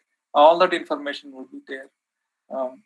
And the Genesis block is the very first block. So going back to this video, remember what he was showing you here. The very first block that doesn't have the predecessor. The predecessor address was 0000, right? So that would be the Genesis block, and that is what Satoshi mined. And the Genesis block is the one that contained the thing about bailing out, the second bailout of banks. And if you want to look at a block, and if you want to look at the strings that are in a given block, and there is this convenient website, and that shows it's called Bitcoin strings. Let me get back. What happens here? I don't know what happened. What happened? Okay, let me just take it out. Right. So the Bitcoin strings is that I don't know how many of you are familiar with the Unix strings command. With using the Unix strings command, if you send in a file name, and then it will tell you human readable strings that are in any given block. So if I go, so these are all the blocks for which you can explore and say what is in the 700th block, what strings are there in the 700th block, and so on. So for us, I guess the most interesting one is the very first block. And we can click on that block. Let's see what happens.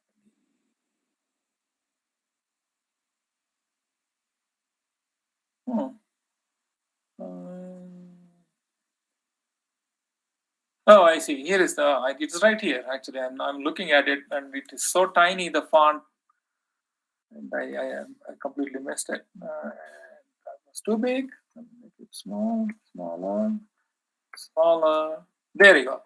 So this is the string that is in block 00. This is the Genesis block, and it shows the date 03 January 2009. Chancellor on brink of second bailout for banks, and you can pick random blocks and take a look at what strings are inside that. Okay. So any questions on this? How this is used? So there is a message field. In the message field, people have put in this kind of ASCII characters. So let me kill this. Let me kill this. And we don't need the video anymore, and we don't need this anymore. All right. So I'm going to distribute this slides also, so you can also go at your own leisure and take a look at some of these websites that I have on my slides. All right,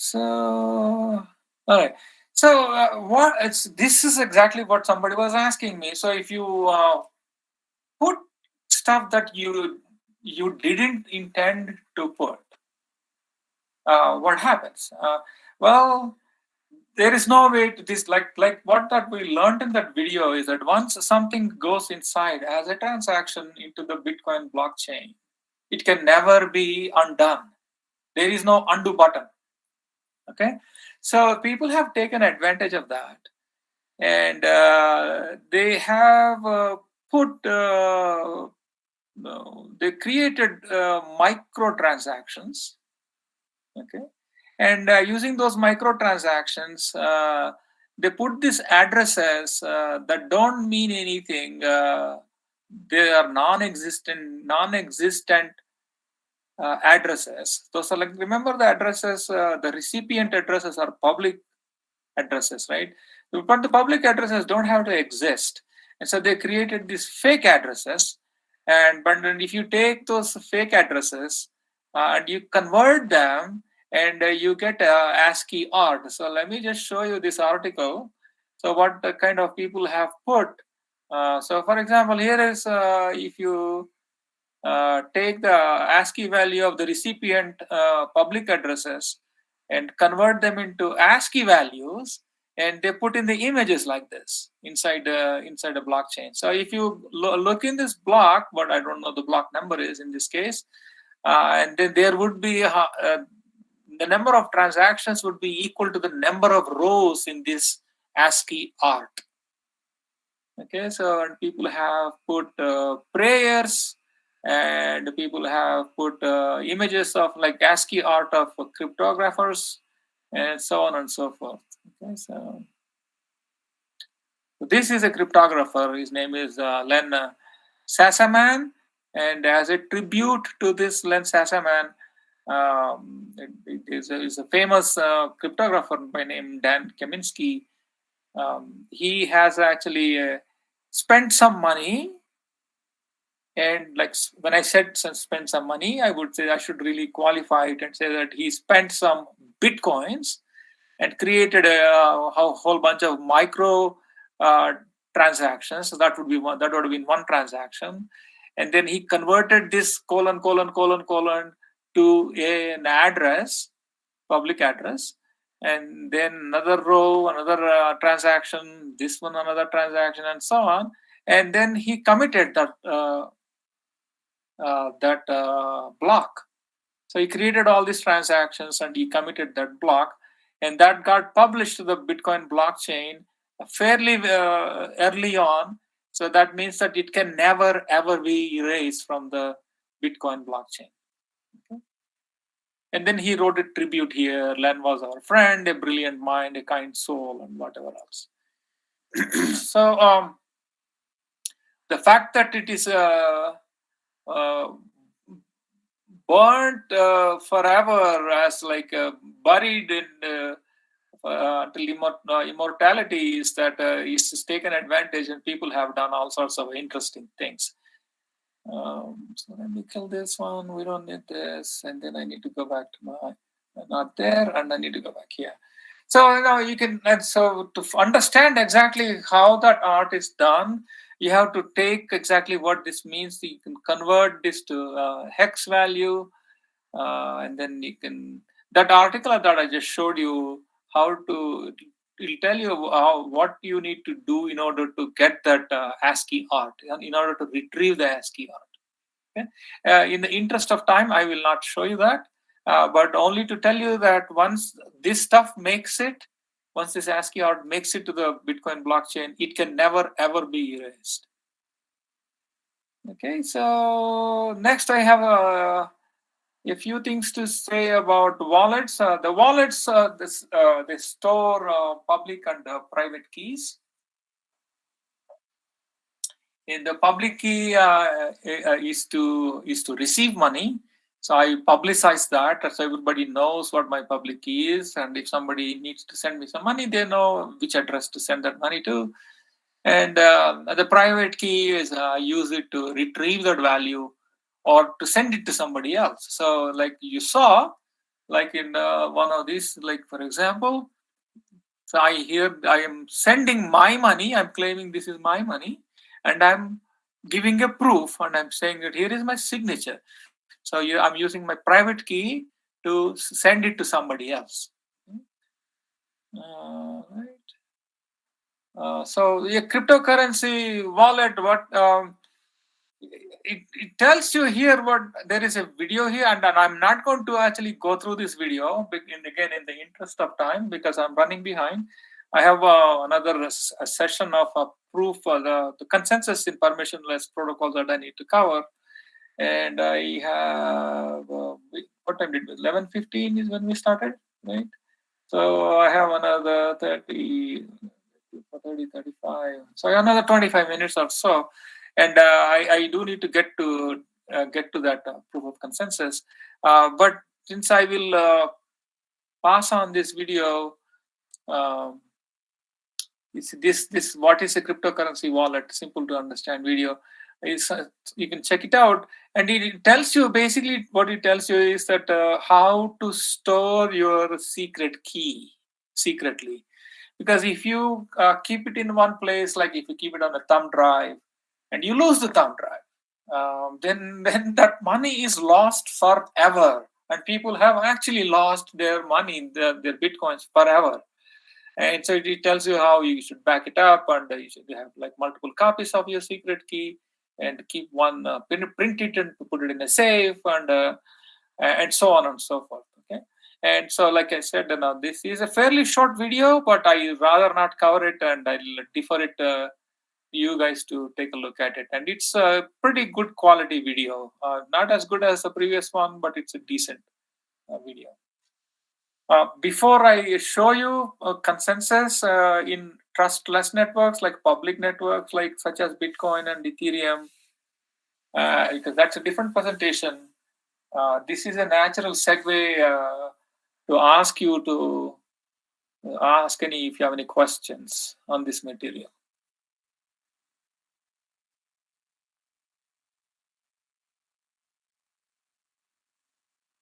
So again, going back to my overview slide, I've shown you how it all started with an email from Satoshi saying that he was going to invent a peer-to-peer cash system, and then he provided the incentives how people can earn some money by validating other people's transactions. So since there is no central bank, everybody does a little bit of work, and does a little bit of work that what a bank typically would do, and they would collect a little reward.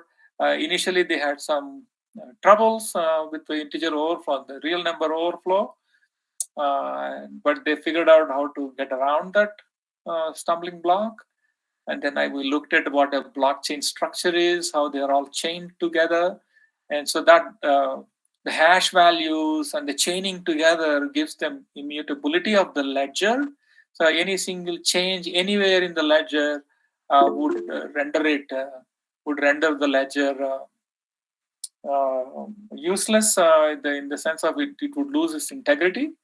And I showed you what a wallet, I told you a little bit briefly about what a wallet is. Wallet contains your public key and private key. Public key is you use it to receive money, and you use the secret key to sign and send what is in your possession. Okay. Any questions? Sir, in the Merkle tree, you have said that 2 transactions hash values are computed. Yes. How to? So I have a discussion. I have a discussion on Merkle trees for the afternoon. Okay, if you have details about specific details about Merkle tree, can you hold off until afternoon? What is your question anyway? You said that 2 transactions hash values are computed. Yes. How to choose those 2 transactions? Is there any way to choose those transactions? Yeah, so that question actually I address it in the afternoon. I have a couple of slides on Merkle trees. Okay. Okay, so we will look at it when we look at Merkle trees. Okay, sir. Thank you, sir. Okay. Any other questions? Sir, I have a small doubt. Who will create the Genesis block? So Satoshi has already done that. So Satoshi has created the Genesis block for Bitcoin. Okay.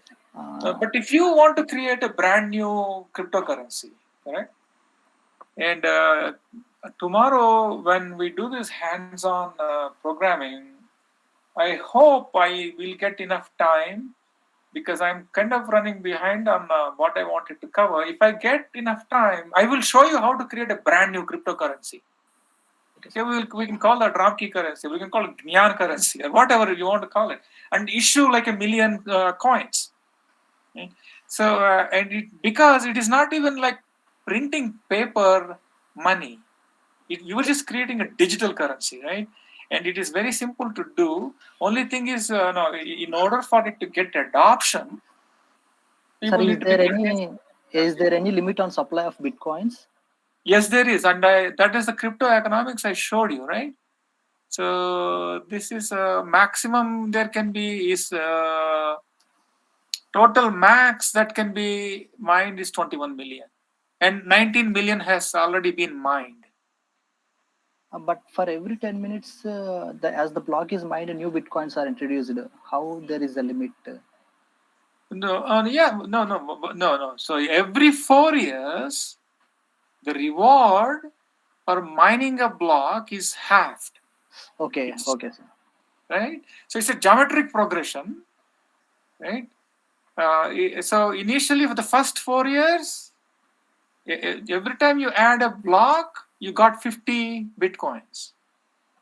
Okay, after 21 millions are over, what will be the next, sir? Yeah, so here I have it on the slide. So once 20 mining ends, the miner will have to depend on collecting the transaction fee. Okay, okay, sir. Thank you. Okay, yeah. Any other questions? These are all good questions. This is naturally everybody has to wonder about these questions, right? So that is the beauty of Bitcoin, right? And remember all the first day I showed you this video on hyperinflation, and I told you the reason why that happened was these dictators, Zimbabwe or Venezuela, all these guys, they just printed more money. They just printed more currency notes. This can never be done with Bitcoin. There is a conservation of law of conservation of the number of units of Bitcoin that are going to be in this cryptocurrency world, in the Bitcoin world, at least, right? That is true of all cryptocurrencies. So there is a hard cap on how many that can be mined. Once that cap is reached, only they can give each other money. So no new money can ever be introduced.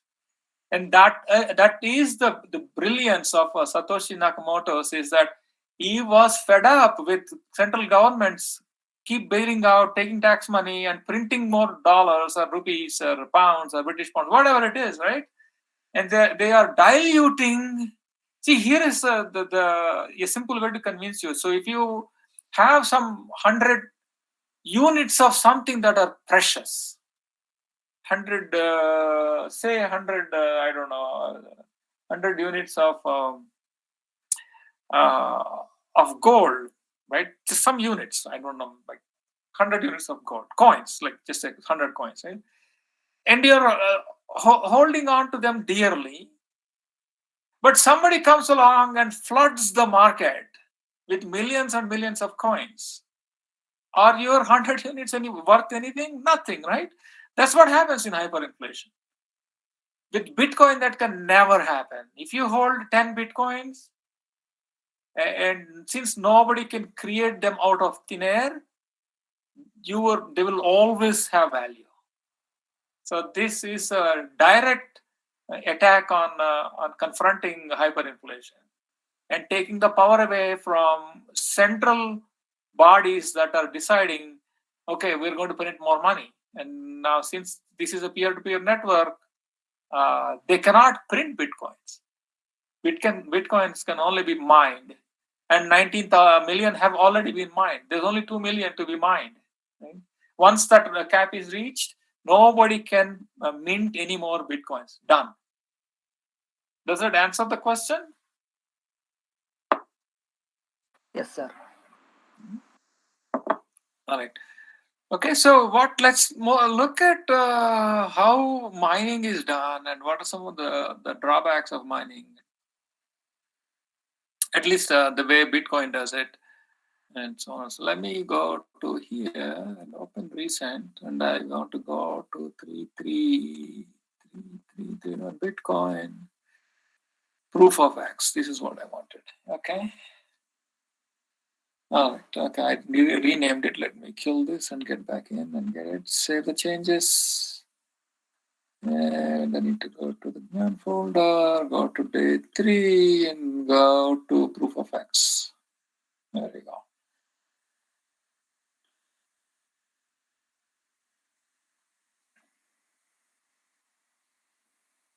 So this entire lecture is about is consensus. What consensus simply means that agreeing, right? So there are all these miners, there are a whole bunch of miners, and they all need to agree on how this ledger is going to go from, say, currently if it has 100 blocks in the blockchain, how do we go from there from 100 blocks to 101st block? How does it grow by one more block? So they all need to agree on that. And that is the consensus, the notion of consensus. And that is the topic for the second session. So the very first thing I put in my bullet here is, it is who has the right to append to the ledger. I don't know how many miners there are. I would imagine there are probably millions of miners who want to append and earn that reward, right? I don't know. To tell you the truth, I don't really know what the absolute number of miners are, but everybody's competing to actually add it to the ledger and so that they can earn that reward, right? So the right to append, who has that right? That is where you get into this. This is what I call the cost of consensus. In order to resolve this contention from multiple people wanting to append, I have to decide who is going to win that right. Bitcoin created a notion called proof of work. So what Bitcoin does, what the Bitcoin protocol does, is that it asks them to go solve a puzzle. Here is a cryptographic puzzle. Go solve the puzzle. And of all these miners, thousands or I don't know how many miners, like I said, are the first one to solve the puzzle and brings a proof gets the right to append the ledger. So they add the next block to the ledger. And I don't have to make it complicated now that we have seen that guy's beautiful video. The puzzle is really simple. Yeah, the puzzle is to find the nonce that has a certain number of zeros. In his example, the number of zeros were 4. And if you look at the current block, the blockchain, the number of zeros maybe, I don't know how many leading zeros the hash needs to have. We can quickly look at. I don't want to go to the website, and again, that will, because we could end up wasting a bunch of time. If you go to that blockchain explorer, the link I have in the previous set of slides, that will tell you the current difficulty level. It will tell you it needs to have 12 leading zeros of the hash. That means they have to work really hard, try lots of different numbers for the nonce value until you get that many leading zeros. Okay, so that is the proof of work, and there is a different consensus mechanism for Ethereum, and that's called proof of stake. And there's yet another one called proof of elapsed time. And I've thrown a bunch of these, a couple of other ones, just to let you know that you probably have heard of these two, and just to let you know that there are others too. Okay. Right. So let me show you what the proof of work is. And so proof of work is finding the nonce value, like in that video, without changing the other field. So all these things are read-only values. Okay, so it is Merkle root, timestamp, difficulty target, the transaction data. These are all read-only values. You cannot touch them, but the only thing you can change is the nonce value, so that the entire thing, the hash value of the entire thing, has a certain number of leading zeros. Okay. If you want to play around with how to compute SHA values, like what you were showing you, there is an online tool. You can go here and you can put in any number, and it shows you that no. This is what he was doing, right? And so if you want to add a nonce value like 23, so that we can get a leading 0 or 56, and you can keep trying these different numbers, right? And until you get a certain number of leading zeros here. Okay? And so that is what is mining. That is how proof of work. So what do you see is the problem with this?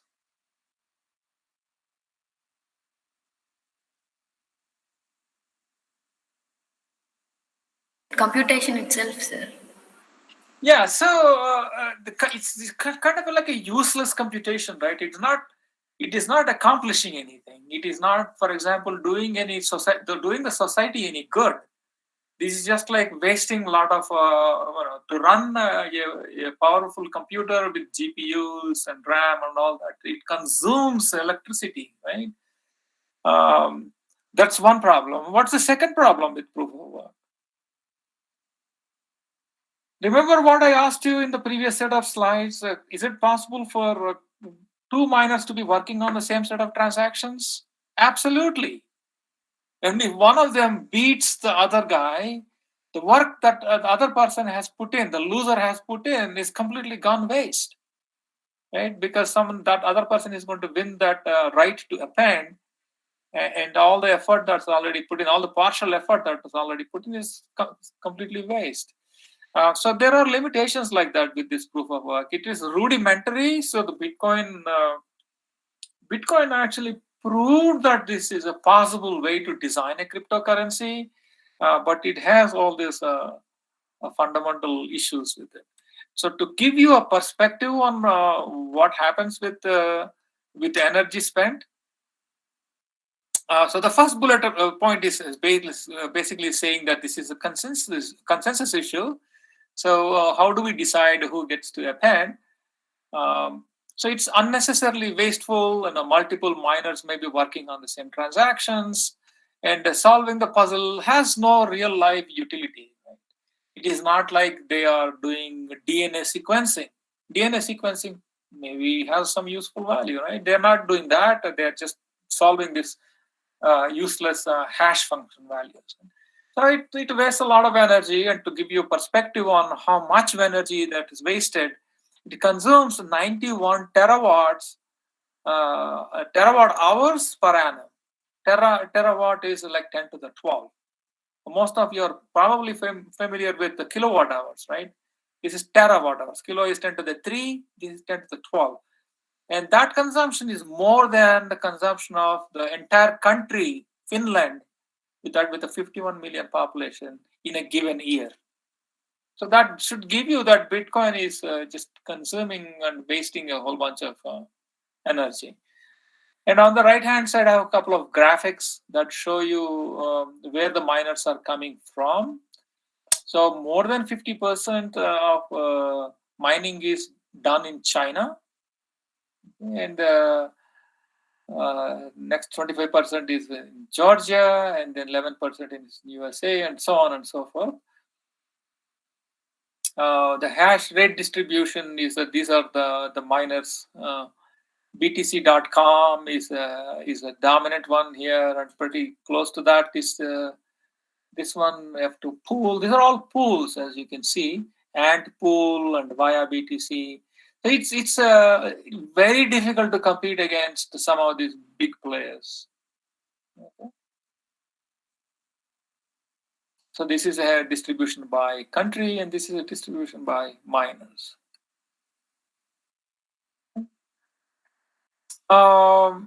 People think that, remember I also said, when I told you about overflow issue, somebody hacked and put in the overflow in the outputs and then sent themselves 2 raised to whatever 63 bitcoins to 2 different public addresses. The way they made it irrelevant, the rest of the community made it irrelevant, was that instead of appending to that block, they went to its predecessor block and started appending to that. So in other words, they made that block an orphan, so that block doesn't have a parent. Okay? So that's how they have made that person's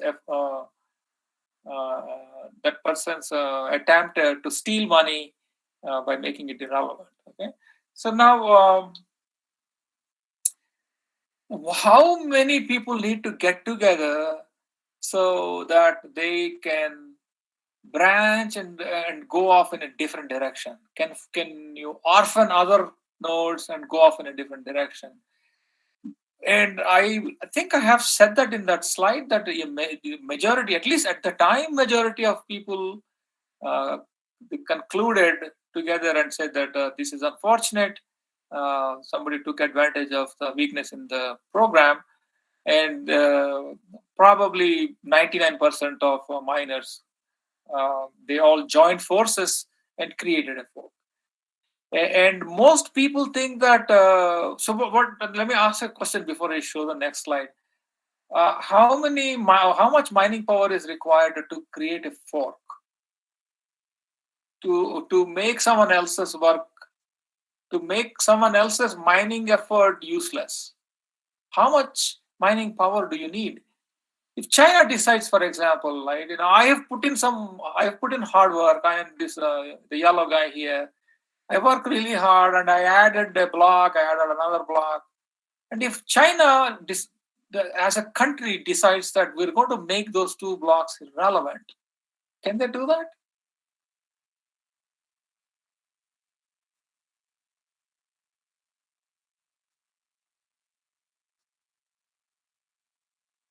So that begs the question, when I go to append, we are thinking that this looks like a clean linked list, right? It doesn't. It actually has all these forks. So you have to look at the different forks and decide which fork is the one that's going to prevail. Okay? So the way the miners actually do this is that they look at that has at least they look at the number of validations. So if the number of validations that the chain link that has at least 6 validations or more is the one that is going to prevail, and they bet on that succeeding, and they append to that branch of the fork.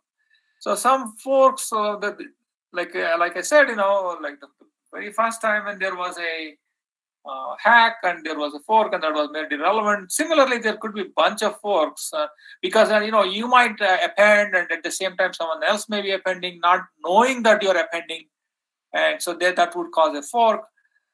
And to make somebody's fork irrelevant, somehow intuitively it feels that you need to have a lot of mining power. So clearly, if every miner that's coming from China, they all collectively decide we're going to make this fork that this guy is committing to irrelevant, they can. Okay, so they can just completely sidestep that branch on which Georgia is contributing to, and then just go in a completely different direction because they have the mining power. What the next slide is going to show is that sometimes you don't even need 53%. Even less than 50%, you can succeed in like making somebody irrelevant. Okay, so here is how the blockchain has been evolving. The Genesis block is here somewhere. Okay, the Genesis block is to my left somewhere, and then it evolved and evolved and evolved. And here is now, I just showed you what these 2 blocks look like. This is block I and block I+1. And then this, you know how the links are created. You take the previous block, happens to be I, and you take the hash value hi, you put it in this I plus 1th block, and so on, right? With that video explained it very, very clearly. So here is where the confusion is. Maybe Georgia is adding this, it's called the X4. Maybe the US is adding this, right? And so on, right? So here, if you look at the percentage, if this percentage adds up to 35, this is 35% mining power, this is 25% mining power.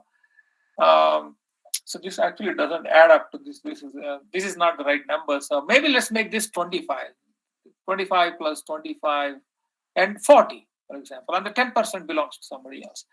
So if you look at 25 and 25 and 40, the 40% is enough to make this branch and the branch below that irrelevant by forking here and adding a whole bunch of blocks and making it prolonging this this branch in a different direction, so that all these blocks are rendered useless.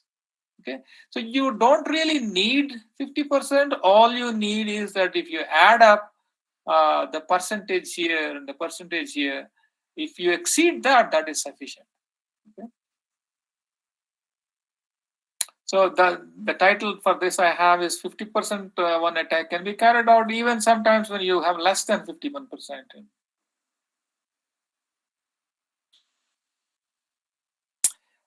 So say you want to become a miner.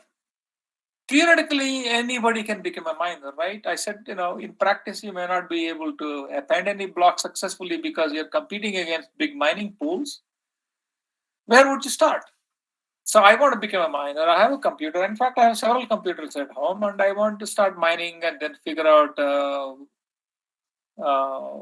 which transactions I need to validate. I put them together and then create a block. And I will find the norms that will give me how many ever leading zeros that are required currently. I will run the program and let it run for 2 or 3 days. Once I know the norms, I will take it and I will add it to that, just like how somebody has added like the Z fork here or the X fork here. I will just append it and hope that my block is going to survive. In other words, other people are going to add to my block instead of forking it. So that's roughly what I want to do. But where do I start? So first thing you need to do is that you need to you need to be a node on the Bitcoin network. It's a peer-to-peer network. Like, so there are millions of people on the Bitcoin network, and you need to be one of them. And the way you become a node on the Bitcoin network is that you do not need to register. Okay, you do not need to say who you are. So none of that stuff. But this is different from all you need is like a public key and a private key. Public key is going to represent you, and secret key is you're going to guard it. And then where do you get this Bitcoin client? And it's just very simple. Just go to download Bitcoin Core. Right, you can download this. And if you have a Linux machine, it will tell you what kind of operating system you're running, if it's a Linux machine or what have you, and start mining. Okay, so let me get back to my. Professor, sorry to interrupt you. I think we have run out of time. Shall we continue this ProofX discussion post lunch? Yes. Yeah. I just realized it. Yeah, I'm sorry. Yeah. Okay, sorry to interrupt you, Professor. No worries. I'm going to stop right here, and when we come back, we'll continue how to do mining. I don't believe I have too many slides in this. Okay, have a nice lunch, and I'll see you in an hour. Sure, Professor. Okay. We will resume at 1:45 post lunch. Thank you, Prof. Ramki. Thank you, all the participants.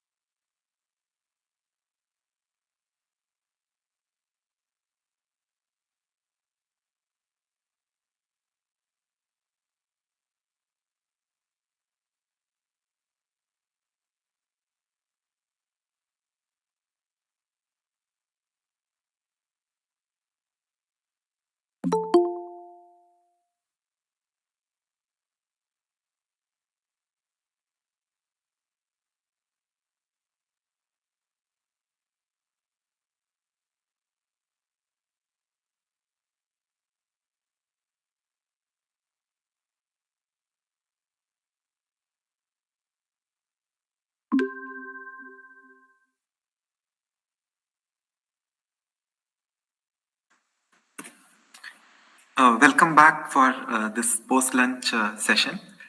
Professor Ramki, the floor is yours, please. Okay. I hope you all had good lunch. I'm going to continue where I left off. And so let me start sharing my screen. Do my entire screen. Share. All right. So hide that. It's a bit where we left off was that before the lunch was we looked at what miners do. Miners engage in proof of work. In other words, they look for a nonce with a certain number of leading zeros. And I see in the chat box while you guys were gone that I guess the current difficulty level is 17 or 19 or some such number. It's fairly large number of zeros. So you have to expend a lot of energy to mine and find that nonce number. But just for the sake of completeness, if one is ever interested, I posted a link here. You click this link, it also tells you, what's a Bitcoin network. So this is basically a peer-to-peer network with lots of nodes, and this is each of them is running the one Bitcoin client, where I showed you how to download that client software. And so this is where you learn about new transactions. So these some people will post. I guess I've never been on this. I never ran a node because the current size has about 700,000 blocks on the full blockchain, and each block at around a megabyte. Actually, the size of each, if it is like a full megabyte, then you're looking at 700,000 megabytes is 700 gigabytes. It is not quite there because some of the early blocks had contained, actually they were mostly empty. So the current size is around 350 gigabytes of blockchain network, and so to downloading that and mining is something is not for the uninitiated. I mean, you need to be really committed to doing something like this. And this link shows you what this network is, and this is where people learn about new transactions, create blocks, and so there it is. It tells you, how can I join the network, and it points you to that link that if you click this, it tells you how to download the core and so on. All right, so let's move on to my next topic, which is what other mechanisms exist, because we concluded when we were looking at proof of work that it's very wasteful and you're computing these ridiculous cryptographic puzzles that you have to spend a lot of CPU time or a GPU time, end up burning several terabytes of electricity.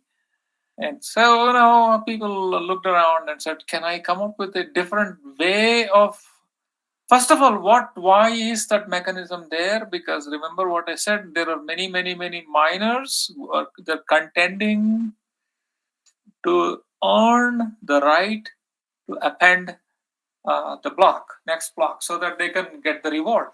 So they're all contending for it, and so they're all required to solve a cryptographic puzzle. Whoever comes up with and solves that has at least, I guess, whatever the current difficulty level is. If it is 17, let's assume it is 17. I don't know if it's 17 or 19 or what it is. If it is 17, if you can come up with a nonce that can give you at least 17 leading zeros, you win. And then so it is to resolve this contention is how Bitcoin came up with this proof of work mechanism. And so since proof of work is wasteful, Ethereum actually improved upon the consensus. So again, Consensus is what? What is consensus? When you download the Bitcoin client and become a node on the Bitcoin network, you are agreeing to this rules of the game. The rules of the game is that you get a chance to append the block, provided you are the first one to solve the puzzle. So those are the rules of the game. And right, so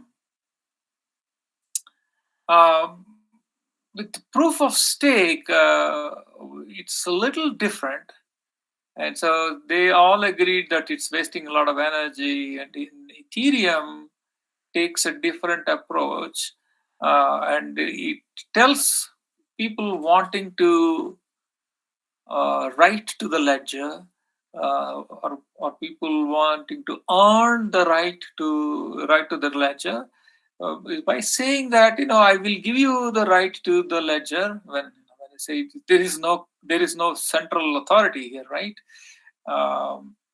So Vitalik actually invented the thing, but it is also just run like Bitcoin. There is no central body that is deciding what the rules are. But collectively, they decided they were using proof of work, and they decided to abandon that and go to this proof of stake mechanism. Actually, this is happening as we speak.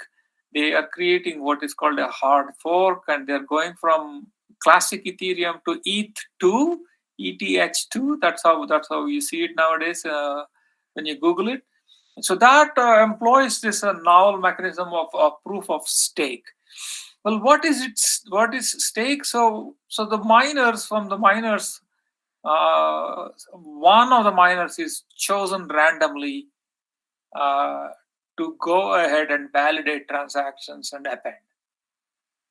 So on the surface of it, it looks like a fair mechanism. But if you think about it, if there are a million miners wanting to write to the ledger, and they have nothing at stake. If they have nothing at stake, right, and so they have no skin in the game, they can write all sorts of random nonsense to the ledger, and they can say that Alice has $100 today, and then come back and say that Alice has $0 tomorrow, though she hasn't spent anything, or do double spend and say that Alice has $100, gave it to Paul, and then took the same $100, gave it to John, and they can write conflicting information to the ledger because they have nothing to lose. Remember, this is a permissionless blockchain. Anybody can participate. And if I register or if I just become one of the nodes, and if I randomly get chosen to add to the ledger, and if I don't take my responsibility seriously, I can damage the quality of the ledger. So the way Ethereum fixes this problem is quite interesting. What they say is that it is not enough to just say that, come forward and say that I'm going to mine Ethereum or mine Ether. You actually have to put money, sort of like an escrow account. Like, I don't know how many of you know what an escrow account is. That there is a neutral third party, and then you have to deposit the money with them. And if you misbehave, if you do double spends or do things that violate the integrity of the ledger, the person who actually notices that you are misbehaving and goes to the escrow person who is holding your money and presents a proof that escrow third party will give you the reward. There are actually what's called slashing. They get penalized for misbehaving on Ether network. So they get slashed, and up to 50% of what you have deposited for good faith, you will lose. So I've put down the current the requirements for Ethereum.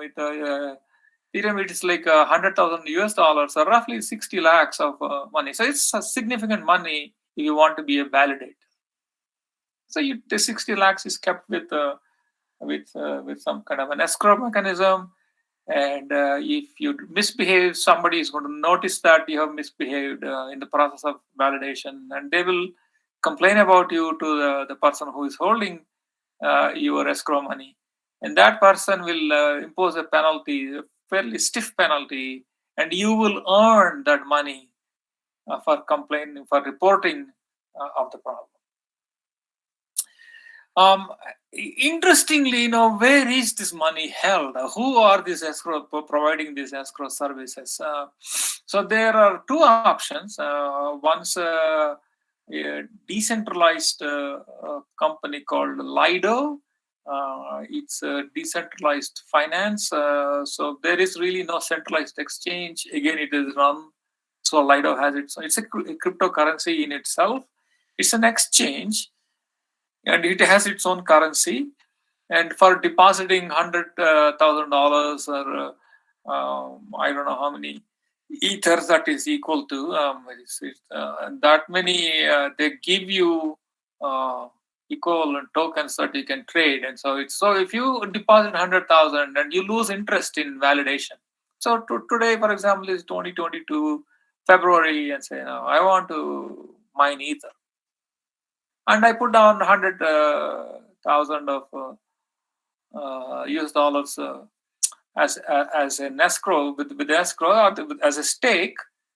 But a year from now, and I validate, and I'm earning my rewards when I get chosen, when I get randomly chosen. And a year later, then I say I'm done with this. I want to get out. Ethereum actually imposes certain restrictions on how long you must leave it there with as a stake. So what you're stuck then is that, well, I'm not interested in doing this anymore. Then what you would have to do is that you would have to take the Lido token that Lido gave you in return. You can sell that on what is called a secondary market. Someone else in 2023 might be interested in mining Ethereum. You would just sell it to that person. Okay?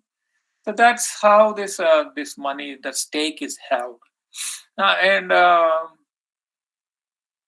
How you are chosen is random, and if you put more money at stake instead of 100,000, say you put 500,000, you're more likely to get selected. In addition, also how long you have been staking. This is called the act of putting money with the express intent of wanting to be a validator. Is called staking. That term is called staking. And so, how long you have been doing, that's what's called coin age. So the number of coins you've committed multiplied by the number of years. And so there are a whole bunch of other cryptocurrencies that have been using this proof of stake mechanism. Some examples are Cardano, Avalanche, Polkadot, and Solana. So validators, once if you get chosen, validators create blocks, just like the race that was there in the proof of work, or a test blocks created by other. So the validators can do two functions. Either they assemble blocks, or they can attest blocks created by other validators. They can take it and say that, yes, this looks correct set of transactions. And validators, like I said, are chosen at random. Any questions on this?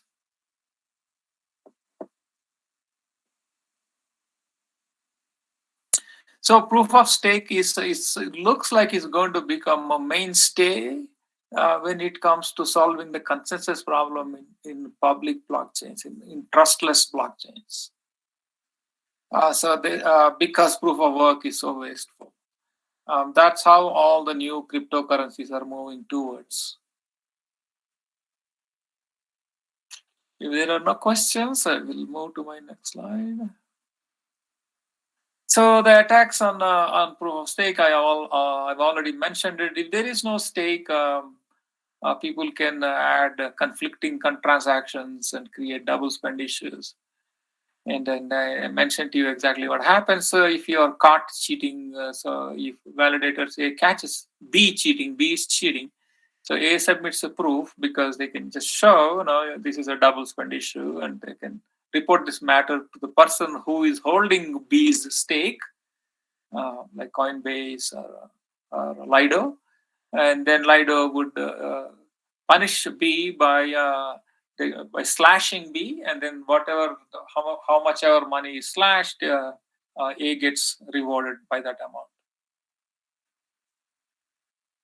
This is a fairly simple. This is a different way of achieving consensus. It is used in a permissioned space. Okay, so this is not in permissionless public blockchain. This is in a private blockchain called a Hyperledger Sawtooth. So Hyperledger is a permissioned blockchains under the Linux Foundation umbrella. So Linux Foundation has a whole bunch of very successful like open source or public domain software platforms. And under that Hyperledger, you have Sawtooth, you have Fabric, and you have Indie, and a whole bunch of other ones. So if you just type in Hyperledger in Linux Foundation, you will see all different platforms. One of the platforms is Sawtooth, and it uses an interesting consensus mechanism. So again, we need to decide who gets the right to append to the ledger. So the way this is done is that the different miners are asked to generate a random number. Okay, and that random number is the value of the timer. And if you end up generating a very high random number, then you have to wait that many seconds. The one whose timer expires first is the one gets to add a page to the ledger. First of all, when you look at it, this looks ridiculously simple. What's wrong with this? So it should occur to you that if you give me to create my own timer, I will obviously pick a timer value that is very close to 0, right? So the way this is solved is by saying that, well, yeah, you accept the timer on which you have to generate is running on what's called a trusted computing base. So it's a special kind of chip, right, that you must have, that you must possess to create this timer. And other people can verify how you created the timer in some way. So there is some kind of a verifiable mechanism. These lottery values are created. And so since it's a specialized chip, Intel thought that there was a good market opportunity to sell a whole bunch of Intel chips that have this trusted computing base. And so they were the ones in Hyperledger Sawtooth, the open source community, pushing for this kind of a proof of elapsed time. And this is called POET, like POET, proof of elapsed time. And indeed, it is actually used in Hyperledger Sawtooth. But I think after a couple year or two, they have realized that there is not really a big market for it. And Intel pulled out of that committee that governs this open source community. And now it is completely open source. But I don't think it has achieved much traction. The reason why I've included it is because, for completeness sake, it is not enough to know just proof of work, which is riddled with wasting a lot of energy. And now the bright star in the horizon now is proof of stake. But there are a couple of others, and this can be resolved. This contention can be resolved in other ways. And so there was one such failed attempt, in my opinion, from Intel. Okay, so now I will show you another one. This is quite different, actually, from called a proof of coverage. What proof of coverage is, that to tell you what proof of coverage is, I need to explain to you what this cryptocurrency is. This cryptocurrency is called Helium. So this you see at the bottom, and I took the picture from their blog. what they're selling is that they have actually minted coins called the HNT coins, and they sell them just like how Bitcoin minted Bitcoins, and then you can buy and sell Bitcoins. Helium minted. This is one way to raise money for the company, and Helium was successful. Their goal was to do this actually. So their goal was, you know how big phone carriers like AT&T in the US, they're AT&T, and I don't know the big players in India. Here, the big ones are AT&T, Verizon, T-Mobile. These are the top three. Okay. So if you want to send data, for example, if you are riding it like a local train and you want to stream a YouTube video or something like that, that data comes from one of those three big guys, depending upon who you have contract with. This effort, and how many, I don't know how many of you know, for example, like Airbnb. Airbnb is challenging. Airbnb is like, if you have a house and if you have an empty room, and you can rent that room, they have a network, and you can list it on Airbnb, and at a substantially discounted rate compared to big hotels. Okay? And so Airbnb is gone on to become a large company doing this. So this is like a people-powered hotel, like a lodging facility, right? Airbnb. So Helium is taking a similar approach, trying to provide data infrastructure, communication infrastructure, through people putting routers in their homes. So what you would do is that, if I want to participate in Helium network, I would go to helium.net or whatever their website is. I would purchase a router that's roughly around $500, and then it has a radio range of I don't know, maybe a kilometer, 2 kilometers, something like that. And then I would plug it in and provide this coverage for people to communicate through my router. So my router would participate in helping route other people's packets. So if you look at what you see on the right hand side is the coverage within this is a country, I believe is Germany. And so every little cell that you see is that it's the router and its coverage. And you have around big cities, and you have like dense coverage. Actually, it looks like it's Boston. Actually, it is the U.S. and this is Boston, and this is Sudbury, and so on. Around Boston, in the big city, lots of people bought these routers and provided this coverage. So that within Boston metropolitan area, where MIT and Harvard are located, you don't have to use the big three players like AT&T, Verizon, and T-Mobile. So I will add a caveat to that. Helium doesn't play in the 5G arena yet. That is in their proposals that they're going to come into 5G. Right now, they play in this IoT space called LoRaWAN. That LoRaWAN stands for long range. I have the description. WAN stands for wide area network, and LoRa is that low power, long range wide area network. So what that IoT devices, for example, why I have this picture here is that this bicycle, for example, would have an IoT device that runs on battery, so it doesn't consume much power at all.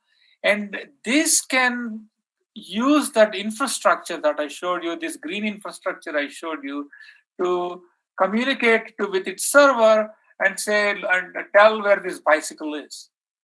Because these bicycles are rented for small fees, and people just for short distances like a mile here and mile there, you pick it up in one location and you leave it off in another location, and that the bicycle has a chip on it that communicates with its central server using helium LoRaWAN network, and the central server is able to keep track of where their fleet is. Similarly, this is an example of a dog collar. So you see this black thing around here is it's wearing a collar, and if your dog goes missing, and this will be able to the tag will be able to geolocate exactly where your dog is and communicate that to a server. It's just like finding your phone or something like that using helium network and with the LoRaWAN technology. And similarly, here is a vending machine that keeps track of this is the vending machine here that has like soda and chips or what have you, and it keeps track of how many is left. And when that inventory goes low, it uses a chip again to get on it and on the helium network and communicate with the vendor, so the vendor can come and replenish the stock. And the fourth application you see here is that they have sensors, moisture sensors here, and they use LoRaWAN technology to communicate on helium backbone whether it needs to start more moisture, it needs more moisture, it's dry or it's too much or whatever, all that communication. So with the moisture control, dog collars, vending machine inventory, bicycles and electric scooters are the four applications. They have actually made inroads. Okay, so this is I've tried to say it here. And so where does the proof of the consensus come into play? Well, the consensus comes into play for, let me explain to you first again the network here. So these are the IoT end nodes on the leftmost side of the diagrams, like the dogs or your bicycles or what have you on this side. And the helium, these are the gateways here, and they are communicating. So this could be a router sitting in my window. This could be another guy who is down the street. He's put it somewhere there, and based on where the bicycle is, and then we collect that data. Then that signal is sent to the central network server here, and based on that, some business logic comes into play, and they do whatever is necessary. So here is where you need proof of coverage. If I buy this router for $500, this is how I would put it. I would buy this. This is what the router looks like, and I would place it near a window or something. That's not sufficient. If I, for example, if I unplug it and go away, I'm not doing my fair share of contribution to the network. So I get rewarded for being on the network. And if I don't participate and help the packets get routed to their destination, I'm not doing my fair share. And so what they have done is that they have created a protocol. They've created this protocol by which the other routers around me can make sure that I am meeting my obligation. Well, how do they do that? So they have what are called witnesses. So the first one is they will challenge me. So the first step here, you see here on the corner top left, a challenger issues a challenge to a transmitter somewhere on the helium network. So this doesn't have to be in my near range. It can be anywhere, but it can get on the internet and then say, "Hey, are you alive? Hey, Ramki, is your router alive?" Right? Because I need to prove that I am providing service. Okay, so that is that orange step, that number one. And number two, upon hearing that, I want to get my reward, right? If I am plugged in, I want to make sure that I get my rewards.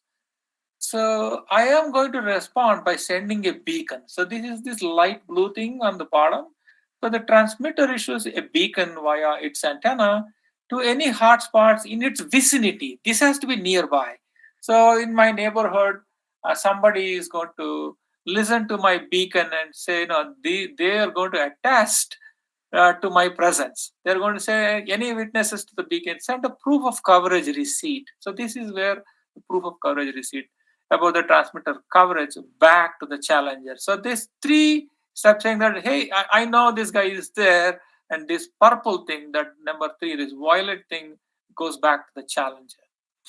And upon receiving the proof of coverage receipt, it sends number 4. The challenger validates the proof of coverage receipt about the transmitter and submits them to the Helium blockchain. So that commits saying that, yeah, this guy is alive, and it takes that proof of coverage and appends that to the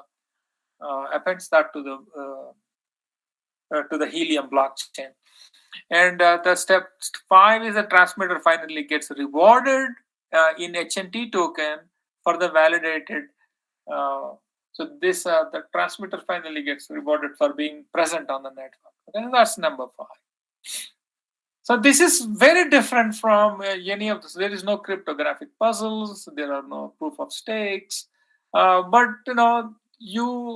everybody is collaboratively making sure that everybody is doing their fair share of their commitment, meeting their commitment. So it's again a different way of resolving this consensus, so this proof of coverage mechanism. Any questions on this?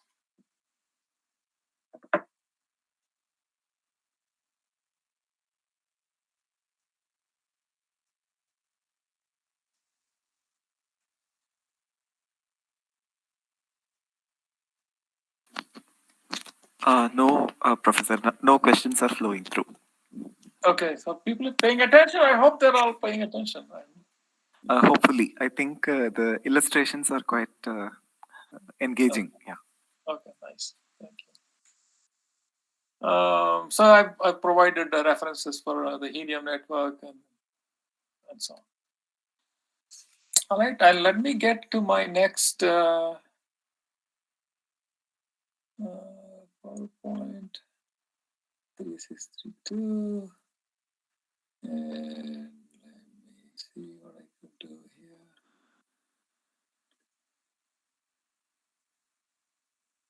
here. There you go. Let's open trusted. I don't need this anymore. Save.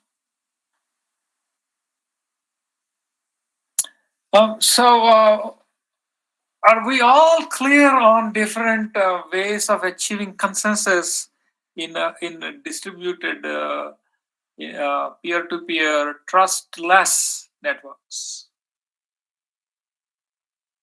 Yes, no? So at least I've given you a couple of different examples. How is that done in trusted environments, trusted distributed networks? How do you achieve consensus?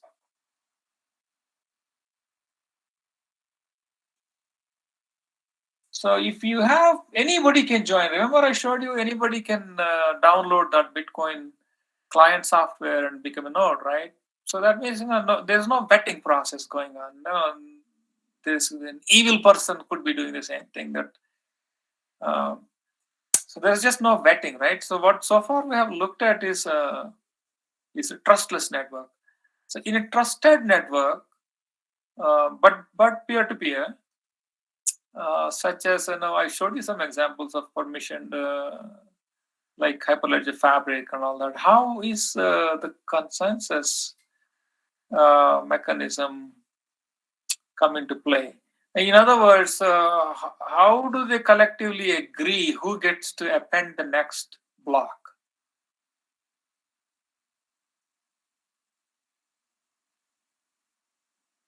I will wait for 1 minute to get some answers, so that I want to make sure that you're understanding the big concepts. I don't need you to know the details. I need you to understand the differences between trustless, like public blockchain, versus private and permission blockchain. How do you resolve that contention? So if you have like 4 participants in this permissioned space, A, B, C, D, and they all want to append, they have a block that they want to go ahead and append to the ledger or to the blockchain. How is that contention resolved?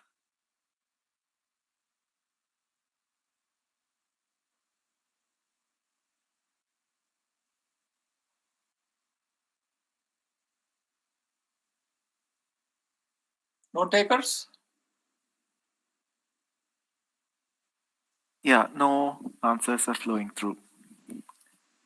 So participants, I think you can feel free to just Just share your give thoughts. me any answer. Random answers are fine, and there is no such thing as bad answer.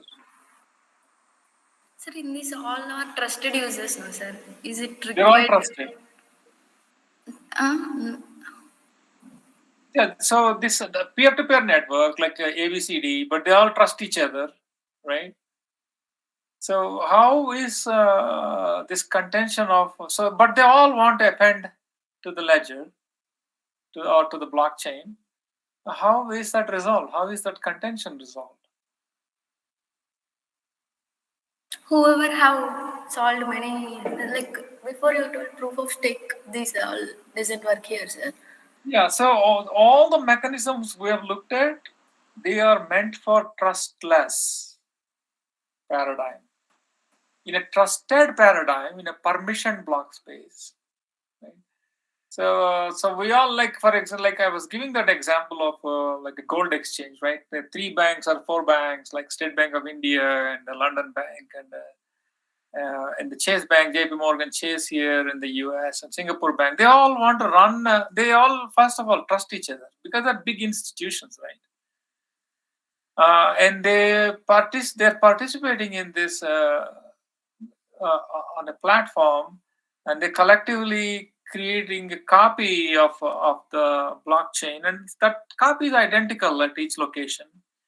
And from New York, some John comes says, "I want to sell gold," and from Singapore, some other guy comes and says, "I want to buy some gold." And which transaction goes first and which transaction goes next? How is that resolved? So remember, they're not running proof of stake, or they're not running any of these things. They are only relevant for trustless. Perhaps they could run Poet, right? Poet was meant, for example, permission space. So each one of them can create a random timer, and whoever timer runs out first will be the one who has won the right to append to the ledger. So they could do that. That's one potential answer. But that is not what is done in Hyperledger Fabric or Corda. Those are the 2 examples we will look at in detail in the last session of the day. How do they do it?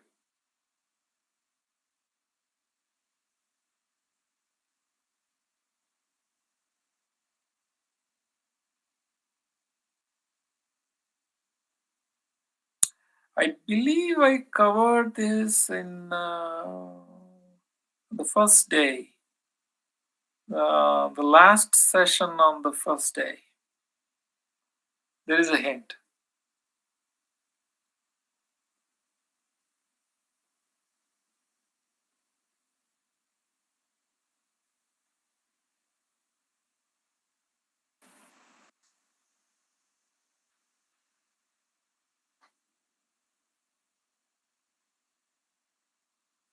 Remember, I used the term algorithmic consensus. So this is, for example, I gave 2 examples of that. One's Paxos algorithm, and the other one is Raft. So this is a peer-to-peer network, distributed network, and I had this fork, one on the trusted and fault-tolerant motivation. The other one, the bottom one in that fork is for trustless.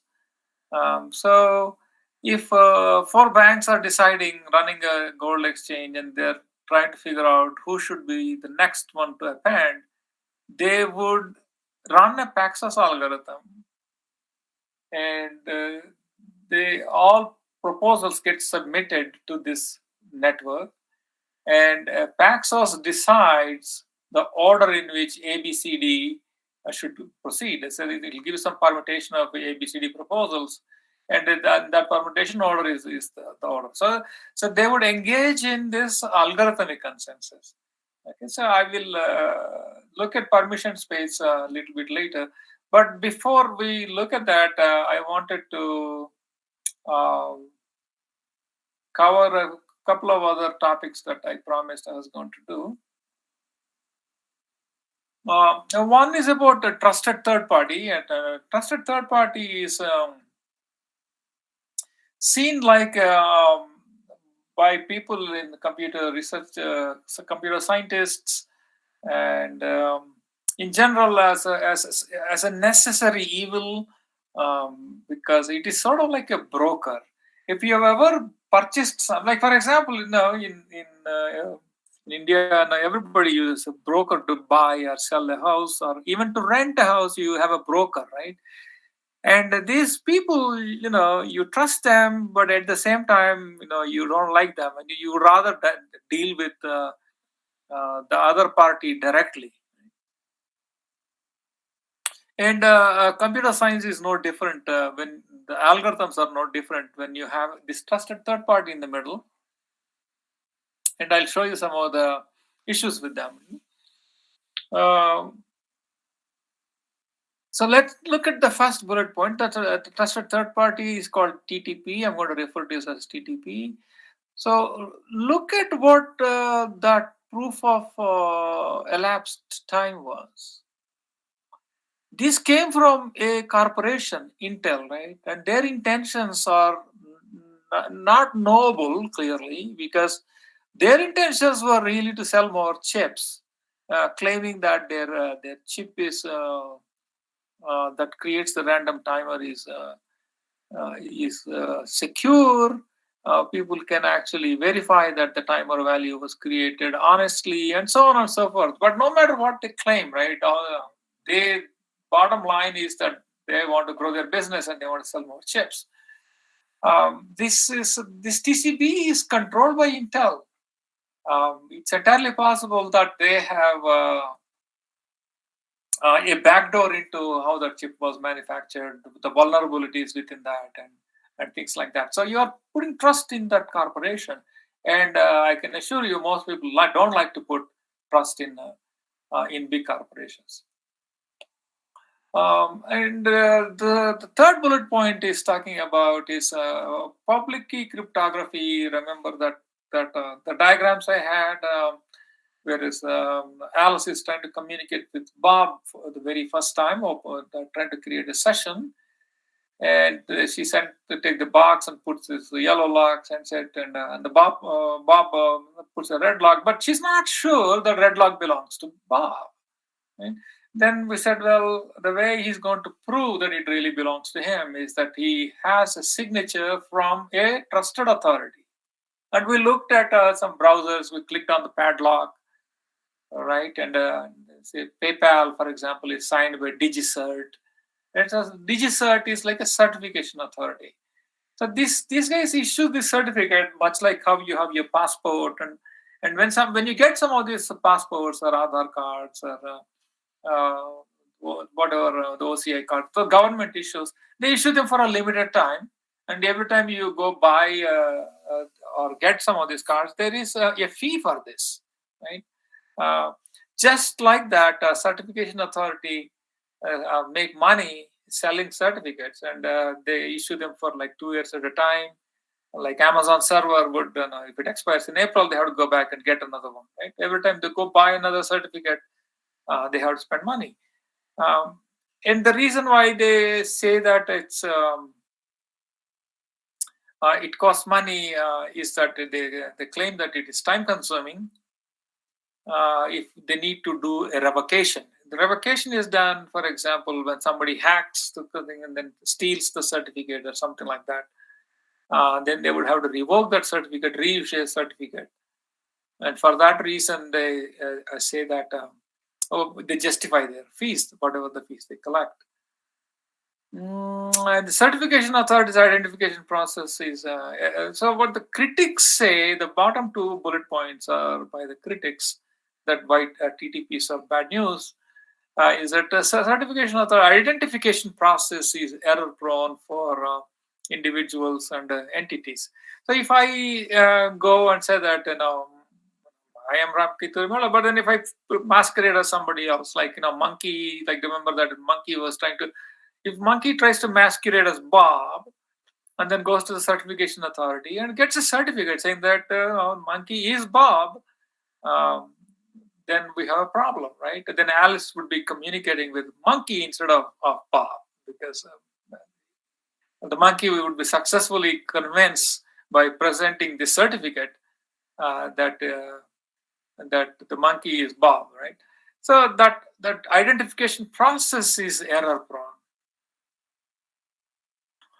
And so, that's a hyperlink below, and then it talks about all the issues with the PKI is what's called public key infrastructure. Public key infrastructure is public-private key pairs of individuals, corporations, together with certificates is what's called PKI. And the criticism you see in the quotes is that the regime, PKI is the regime that assumes the public key must be signed by TTPs, TTP being trusted third party, synonymous with X.509. And when you get on that, there are a whole bunch of, and all these big cryptographers who are involved with this cyberpunk movement, like Adam Back and all those guys, they have contributed to that criticism, saying that why TTPs are bad. Okay. Any questions on this slide?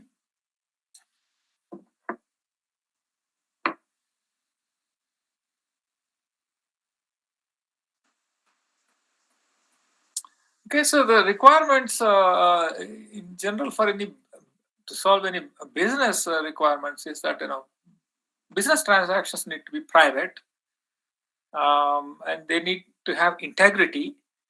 And they need to protect property, and if there is a breach of contract, it needs to be detected quickly. So that's what we expect in a business transaction, and whether the trusted third party meets all these requirements is questionable.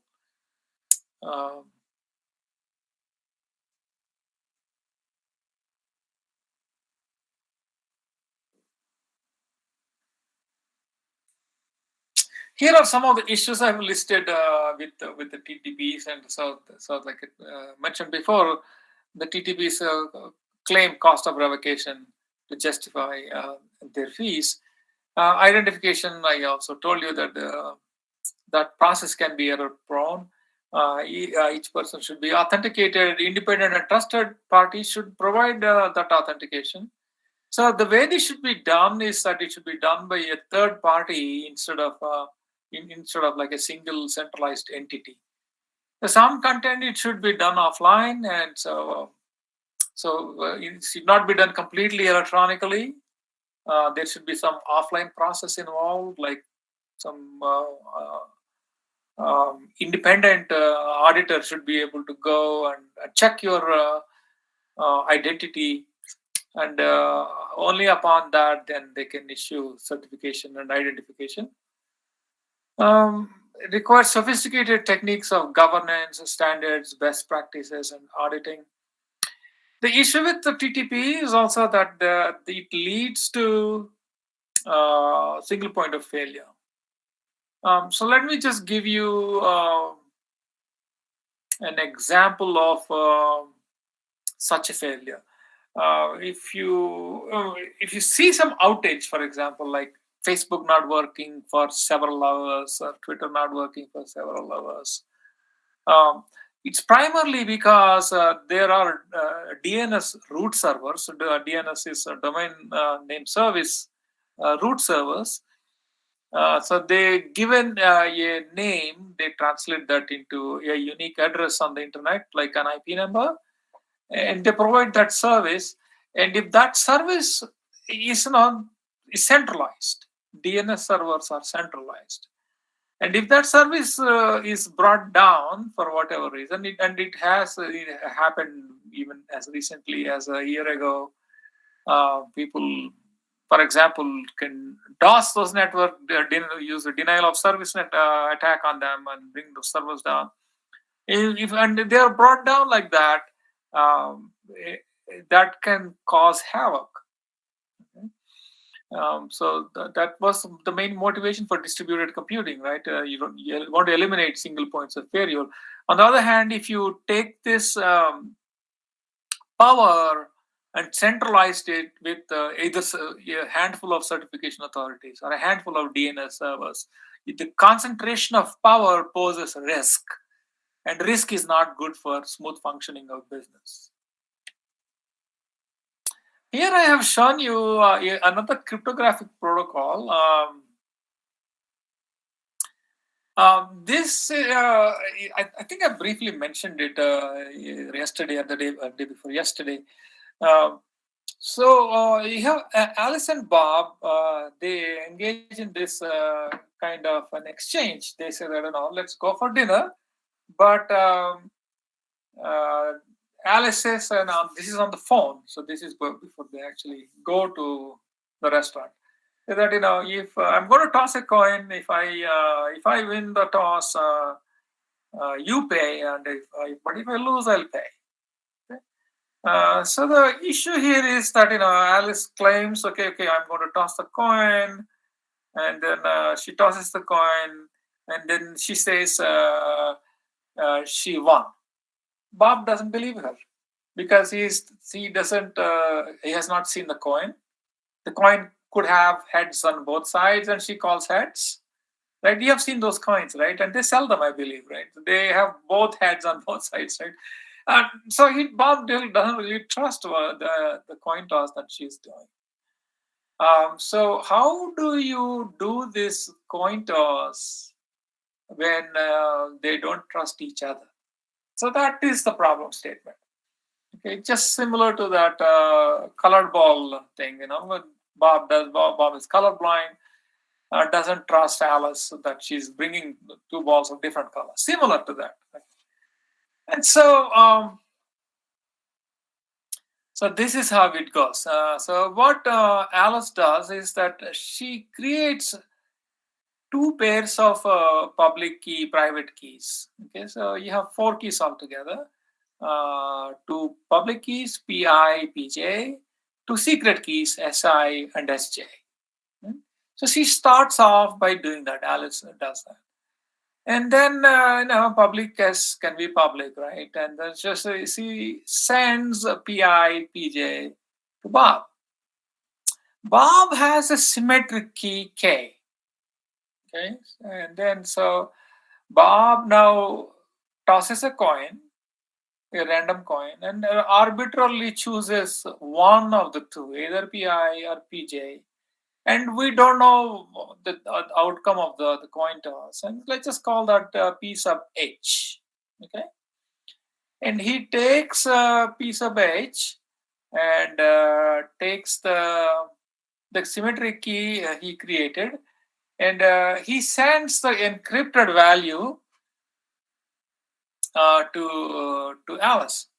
So Alice, now what she does is that she applies the secret key SJ. She doesn't know whether H that Bob sent is either is it I or is it J. She doesn't know. So she would have to randomly try with SJ. And if that works, and then she computes that, and then she gets a random string, right? And then she doesn't know what K prime is, and what K, she has no idea what K looks like, right? Because that's a secret key that Bob created. And when she applies, she can apply SJ and she can apply SI, but both of them look like random binary strings. She doesn't know what Bob has in his possession. So let's just say she picks SJ and applies that, and then she gets a K prime. And so if H is equal to J, so what if Bob picked J at random? She gets lucky, right? The K prime is indeed is equal to K. Now she can take the message, whatever message. That message can be as simple as something like "I will pay for dinner," and then encrypts it with that K prime and sends it back to Bob. Now Bob has the key K, and if K and K prime are the same, he can decrypt it, and then if he retrieves the message, and then he'll say that okay, Alice saying that she lost the puzzle, and then she would have to pay for dinner. it returns M, or it returns gibberish. So that is how the protocol works. This is called oblivious transfer. But if you look at it, the reason why I presented this is that this supposedly one of the simpler explanations of remote coin toss. Because I have taught computer security many times for many years, and oblivious transfer is used as a building block in many cryptographic primitives. And I've tried to see, are there good simple ways to explain this concept? This is due to a scientist by name Shimon Evan. And Shimon Evan's explanation is considered one of the simpler explanations of this. And if you look at this and say, well, if I had a trusted third party, would this be simpler? So if there were to be a Charlie, and Alice and Bob go to Charlie and they put in a conference call and say that, hey, we're trying to decide who is going to pay for the dinner. Would you please toss a coin for us? And then since it's a trusted third party, so since both of them trust Charlie, and they let Charlie toss the coin, and then they will call, each one of them would call heads or tails, and based on who wins, they'll pay for that. It's so much simpler to explain that, right? Coin toss. But the moment you go and remove trusted third party, things get complicated. So that's the reason why you have trusted third parties in our daily lives, in day-to-day lives. The reason why we have brokers, what we call brokers, or trusted third parties, or centralized figures, is for simplicity. Otherwise, look at the complexity of doing something like a coin toss remotely.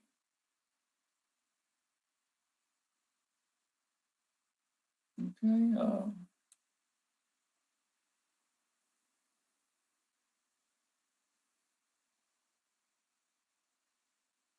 So this also can be said about some of the cryptographic puzzles we looked at yesterday. Computing the average. We had Alice, Bob, Charlie. They want to compute the average, and then we created all these random numbers or random partitions, exchange, and then combine the results and divide, and all that complexity, right? But think about if there were to be a D, some other D, David. Let's call that person David, and Alice, Bob, Charlie trust David, and they all trust, and they don't care about when they reveal the value of their salary to David. So they'll confide their salaries with David, and David takes all the three salaries and sums them and divides by 3 and returns the average value. So it becomes extremely simple, right? Same thing with three colored balls or two colored balls, different or the same. So both Alice and Bob go to Charlie, they trust, and Charlie looks at the balls and says they're different or they're the same. So all these protocols become extremely simple if you have a trusted third party.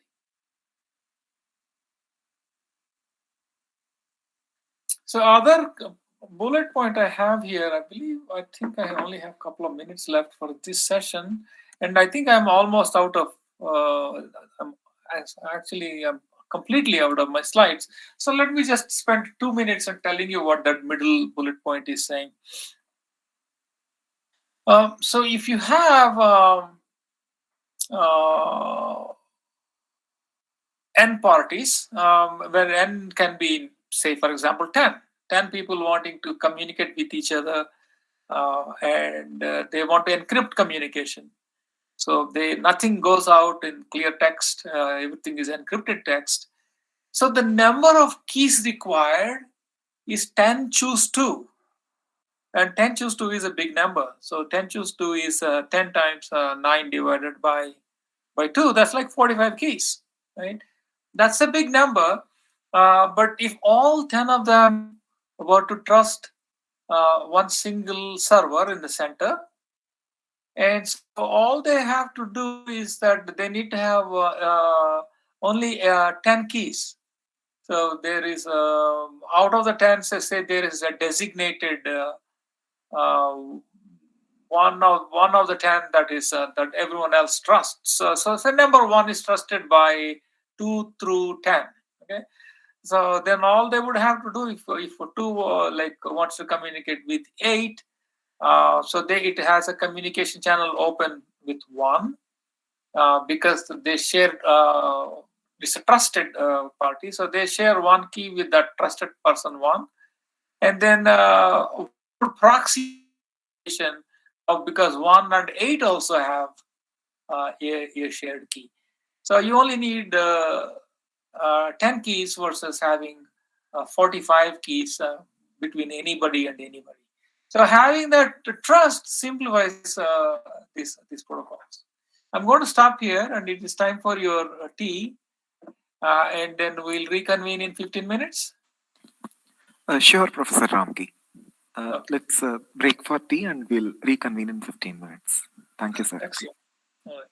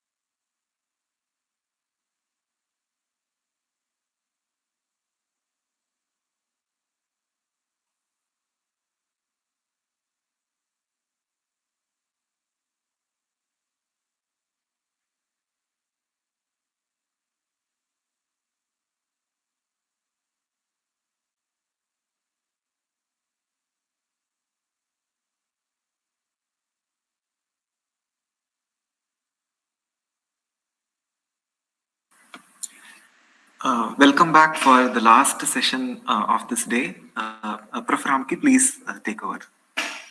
Excellent. Okay, welcome back.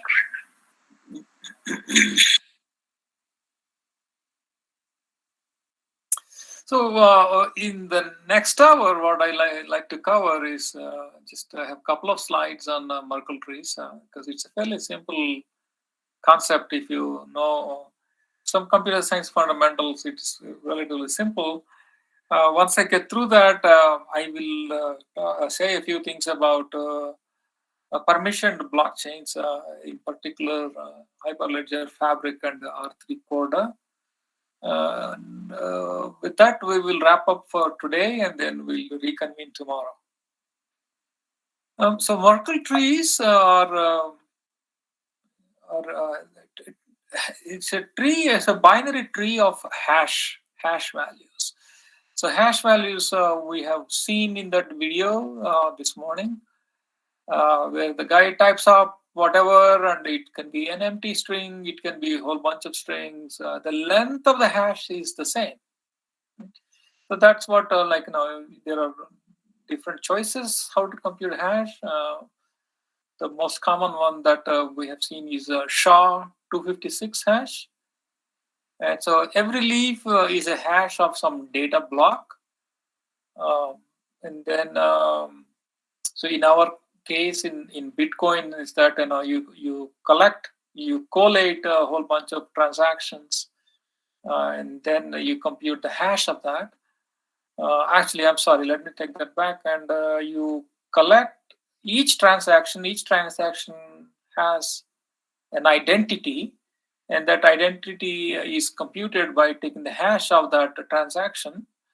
And then you build a hash Merkle tree on top of all those transactions. And then you would arrive at the root, Merkle root. Every inner node is a hash of its two children. It's a binary tree, and it has exactly two children. So every inner node is a hash of its two children. And a single bit change in any data block causes the Merkle root to change. So if any kind of tampering is attempted anywhere, your Merkle root is going to have a completely different value. Two is the ledger that is that belongs to this channel C2. And so on. And R1, R2, and R1, R4, this is like one console, like one peer is operating with this channel, and the red one is operating with R2 and R3, and the green one is operating the order. Green one is responsible for ordering the proposals, and that is operated by two organizations, R1 and R4. Any questions on this?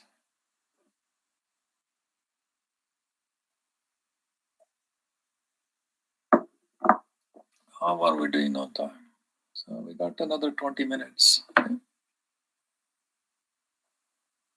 If there are no other questions, I will tell you how transactions are, the transaction flow happens. So client A initiates a transaction. So client A to the SDK submits a transaction, and then that gets proposed to the peers, like these guys, that P1, P2 kind of people. And this client, it depends now where the client is coming from. And if the client is coming from A1, then it goes to P1, and then P1 proposes to the channel 1. On the other hand, if it is to P2, then P2 needs to decide which application it is, if it is the red channel or the blue channel, and based on that, it proposes to one of these two. And then that proposal goes to peers. And from step 2 is that endorsing peers verify the signature. There are what are called peers that are endorsing peers. It's similar to the weaknesses we saw in Helium network. And what they do is that they actually take the proposal, they execute the transaction, and just to make sure that nothing inconsistent happens. So if there is a function f that gets proposed, so this peers, these endorsing peers, what they do, they actually apply that function that it is proposing to do and look at the values and make sure those values are good, and then a signed proposal, they send back a signed proposal as the response back to the app. And step 3, proposal responses are inspected. So the SDK takes a look at the response it got from the endorsing peers. And step 4, client assembles the endorsements into a transaction, and it takes the endorsements that it received from the peers, endorsing peers, and then creates a transaction out of it and submits it to the ordering service. This is where you run your Paxos. Ordering service is where you run Paxos or you run draft. And that decides which transaction is going to be executed first, which transaction is going to be executed. And so these are what comes out of here is the ordered set of transactions. Okay, that's the job of the algorithmic consensus one. So that decides first these guys are going to change the ledger, next these guys, and so on. So transaction is validated and committed. After that, ordering service, you take each one of these transactions. Each peer actually looks at them, and then it validates it. And as long as it's a valid transaction, it commits it. Okay, so. And once a valid transaction is executed and committed, it's appended to the ledger. So those are the 6 steps, and I have shown it like like a sequence here. So transaction client ID, chain code ID, transaction payload, timestamp, client signature, and it is sends it to this endorsing peer 1, endorsing peer 2, endorsing peer 3. And they simulate, in other words, they actually take this transaction and execute it in a sandbox. Assuming everything checks out and all 3 of them return. There's one arrow here, another arrow here. That's the second step. And so, and once that is received, it collects all the transaction endorsed messages into a valid endorsement that satisfies the endorsement policy. The endorsement policy might say something like, I need to get at least 2 endorsements out of the 3 requests. At least 2 of them need to come back and say that, yeah, this looks like a good transaction. And then it takes that and sends it to the ordering service, number 3, and the ordering service, and then it sends back the committing peer. Committing peer is going to take the transaction and looks at its validity again, and then either commits or no. It commits it, and if it's valid or invalid, and it commits it to the ledger. So verify endorsement and read set if okay, apply the right set to state. Okay. So these peers are also maintaining the ledger. So in conjunction with the modification here, so they also in sync, keep their own ledgers in sync with the committing peer.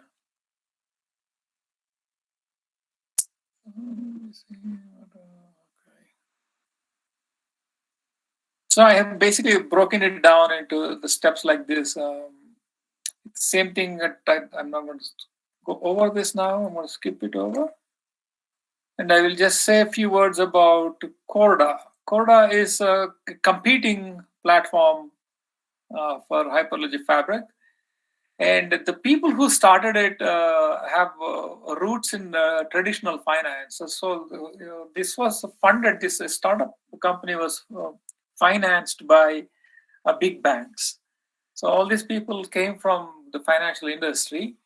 And for them, the privacy was utmost concerned. So they put that right in the center of everything. And so they created this policy called need to know policy. So if you go back and look at the ledger here, if these, for example, if this red, the red channel here, C2 channel here, the copies are kept at both peers. And if the channel happens to contain all three, for example, but only if two of them are, so that would be like, let's think of another color, say green color channel in which both P1, P2, P3 all belong to that channel. Then that green ledger is going to contain all transactions, even those that do not involve P1. So in other words, P1 is able to look at some transactions between P2 and P3, even though that peer P1 has no business looking at those transactions. So what Corda does is that they say this is not correct. It doesn't work in financial transactions. We need to have a need to know policy. So only the participants in a transaction would be privy to the transaction. So that's a big shift from they've taken from Hyperledger Fabric and put privacy right at the center of their design of architecture. So that leads to interesting architectural dilemmas, and I'm going to point out some of those things. So their contention is that if A and B transact, that information should be kept only at A and B and nobody else. So there are going to be the ledger or the blockchain, if you want to call it blockchain, but the ledger is going to be fragmented across the entire network. Right? So that's it's in some ways it's like a point-to-point network. There is no global ledger per se in this. That is by design.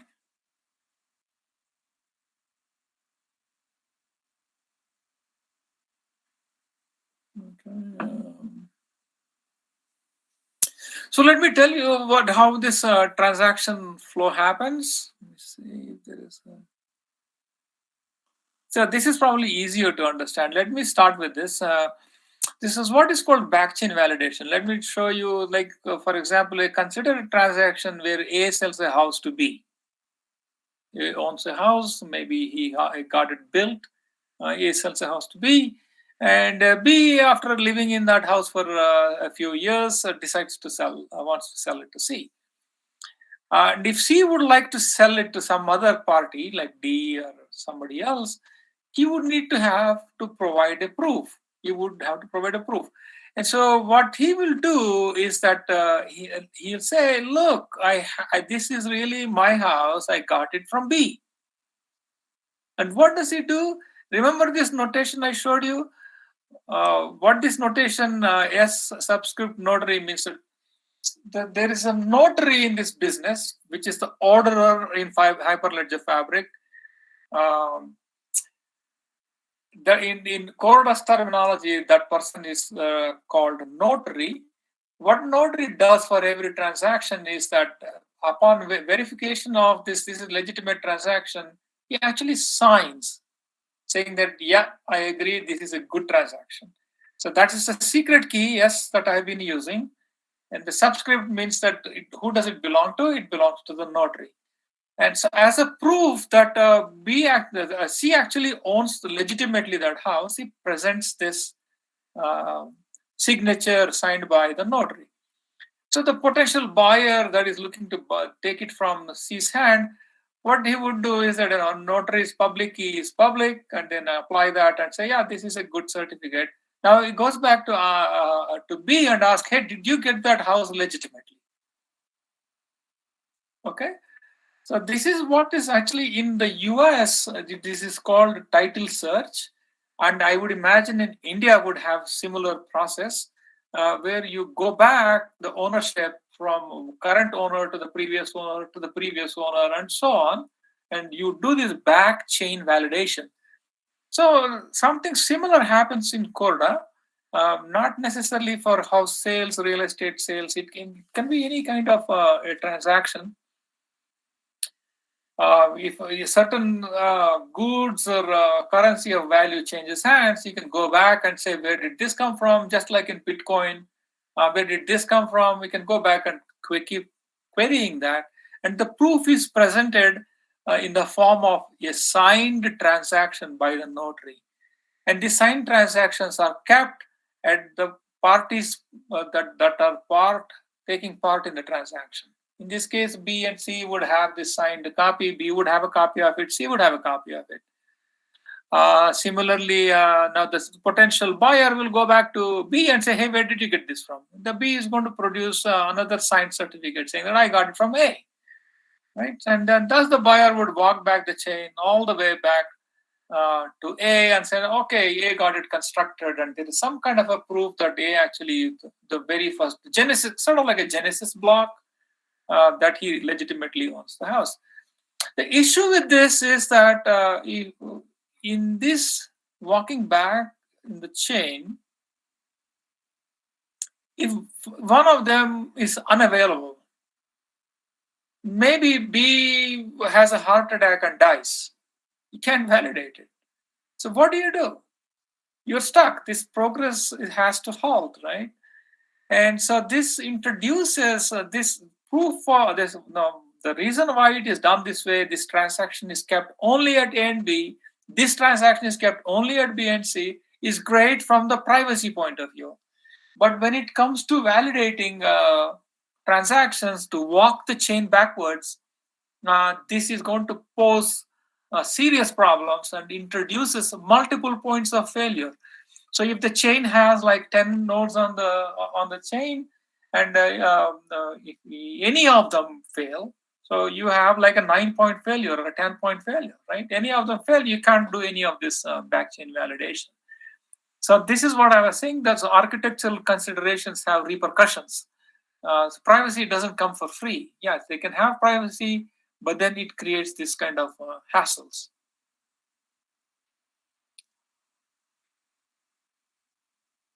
So this talks a little bit more about technical architecture of R3 Corda, and I'm not going to cover that for lack of time. I would not like to keep the discussion at a fairly high level. So the big claims, the marketing claims from R3 Corda are as follows. They claim that individuals and businesses can transact privately, and the counterparty risk is minimized with KYC. That pretty much everybody has it, including Hyperledger Fabric. Counterparty risk means that you can make sure that that you're dealing with your party on the other side is legitimate, legally identified entity, and not some kind of a scam. And the third bullet point is saying that it can perform very well. It is quite scalable, is what they claim. The fourth bullet point is saying that it's interoperable with the different network protocols and this and that. And I don't know enough about other systems to tell you it is or it isn't, and how big of an advantage that is. And they also claim that you can put any kind of a consensus mechanism. The notary, they claim that you can have any kind of notary you wanted, whether you can put Paxos based one, or if you wanted to put some BFT, you can do that. And we have tested, I have tested it, and that claim is true actually. So in that sense, it is somewhat of a flexible algorithmic consensus platform. Comparison between Hyperledger Fabric and R3 Corda, both are open source, so you can look at the code. Corda performance-wise, Ethereum is miserable at 15 transactions per second, but they are going to move to proof of stake. Hopefully that improves the performance. Like I told you that as we speak, they are moving from the Ethereum Classic to Ethereum 2 that has proof of stake, and the original one had proof of work. That's what is holding its performance back. Corda performance is between 15 and 1675 transactions per second, and Fabric claims that it is at 3000 transactions per second. And both are non-Byzantine, crash-resistant, leader-based. But though actually you can also, if you wanted to plug in a Byzantine fault-tolerant one, Corda allows you to do that. And so here are the differences between the two. So the big one is being privacy. Corda says parties in a flow store all the transactions in a vault, the partial ledger. The ledger is fragmented, it's all over the place. Flow is the name they use for a smart contract. And chain code is what these guys use in Fabric. So all channel members can see transactions in the channel. So there is one ledger per channel. Transaction validation is done by notary checks for double spends. So every time somebody wants to conduct a transaction, submit the transaction to the notary. Notary just makes sure that the amounts are all there, they are not spent. And after verifying that all balances are good, then he notarizes the transaction. Here there are validating peers that validate transactions. And Corda is written in a language called Kotlin, and Kotlin is kind of like an evolution from Java. It's 100% backward compatible with Java, and it runs on JVM. And Fabric, on the other hand, uses Golang. Consensus in this case is Raft are also pluggable, and here the order is etcd Raft. Both, actually come shipped with Raft. One is a Java version of Raft, which is not as good. For Fabric, it's a battle-tested, well-performing Raft implementation that is written in Golang. Applications are mostly in finance, and here in Fabric, it's supply chain and other industrial applications. And there are a few other references I've given. And I'm going to make this complete and send the slide, share the slides so that you can read them offline. So I'm going to stop here and end the session and end the day. Are there any questions before we hang up?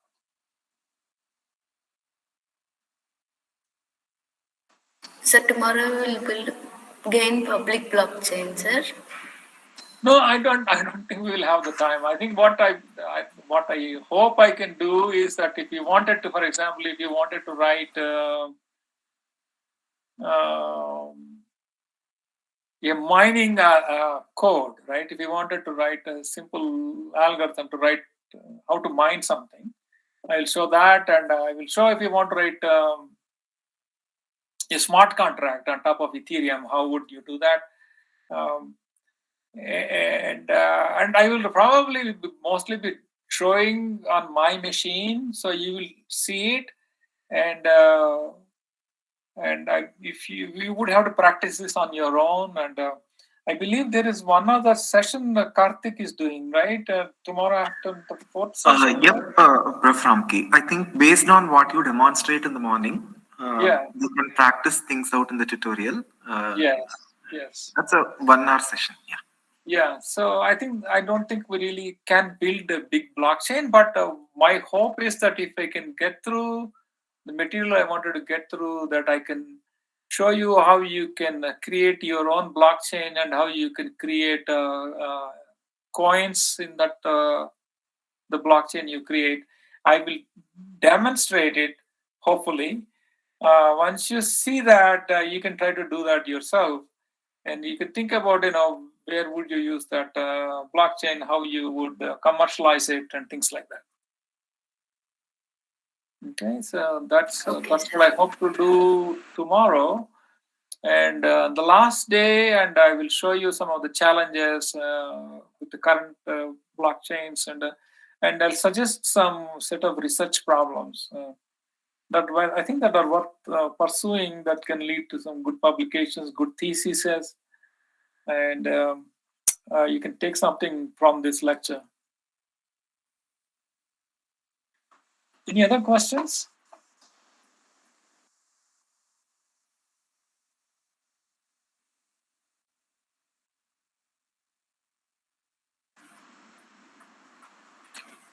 I think no questions are flowing through the chat window.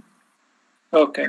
And for me, Prof. Ramki, today's sessions were very good, and I was able to comfortably follow what was discussed. Yeah. Probably that's because of the background that we have in distributed computing. Maybe Yeah. for the participants who are unable to remain on the same page as us, I request you to just, like refresh your basics on distributed computing. So most of what Prof. Ramki says here will start making sense to you. I think, the way I would take it is that even if you don't have the right background, take a look at the slides, and I have links, hyperlinks in most of the slides, and you can go and if it all has to start with interest, having interest to learn and see why that matters to you. And if it is not in your line of thinking and it doesn't align with your career goals, that's fine, right? But at least you'll be more educated about this space of blockchains.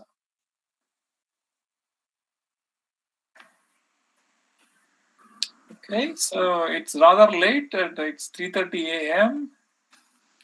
Thank you, Professor Ramki, for staying awake and delivering lectures for us until 3:30 a.m. Much appreciated, sir. Thank you so much. Not at all. All right. And so you all have a good night, and I'll try to catch some sleep and get ready for tomorrow. Sure. Thank you. Thank you, Prof. Ramki. We'll see you tomorrow. Bye. Bye.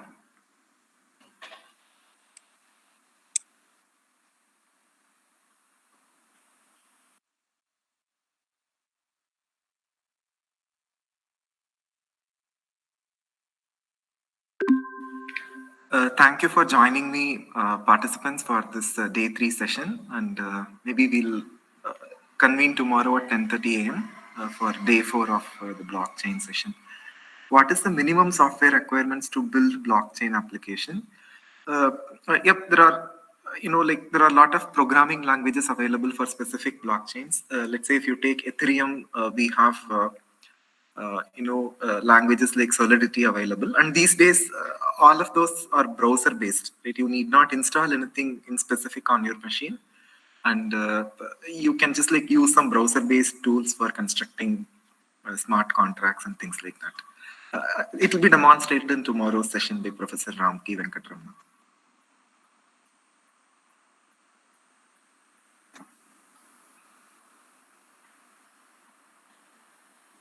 Okay then, so I'll see you all tomorrow.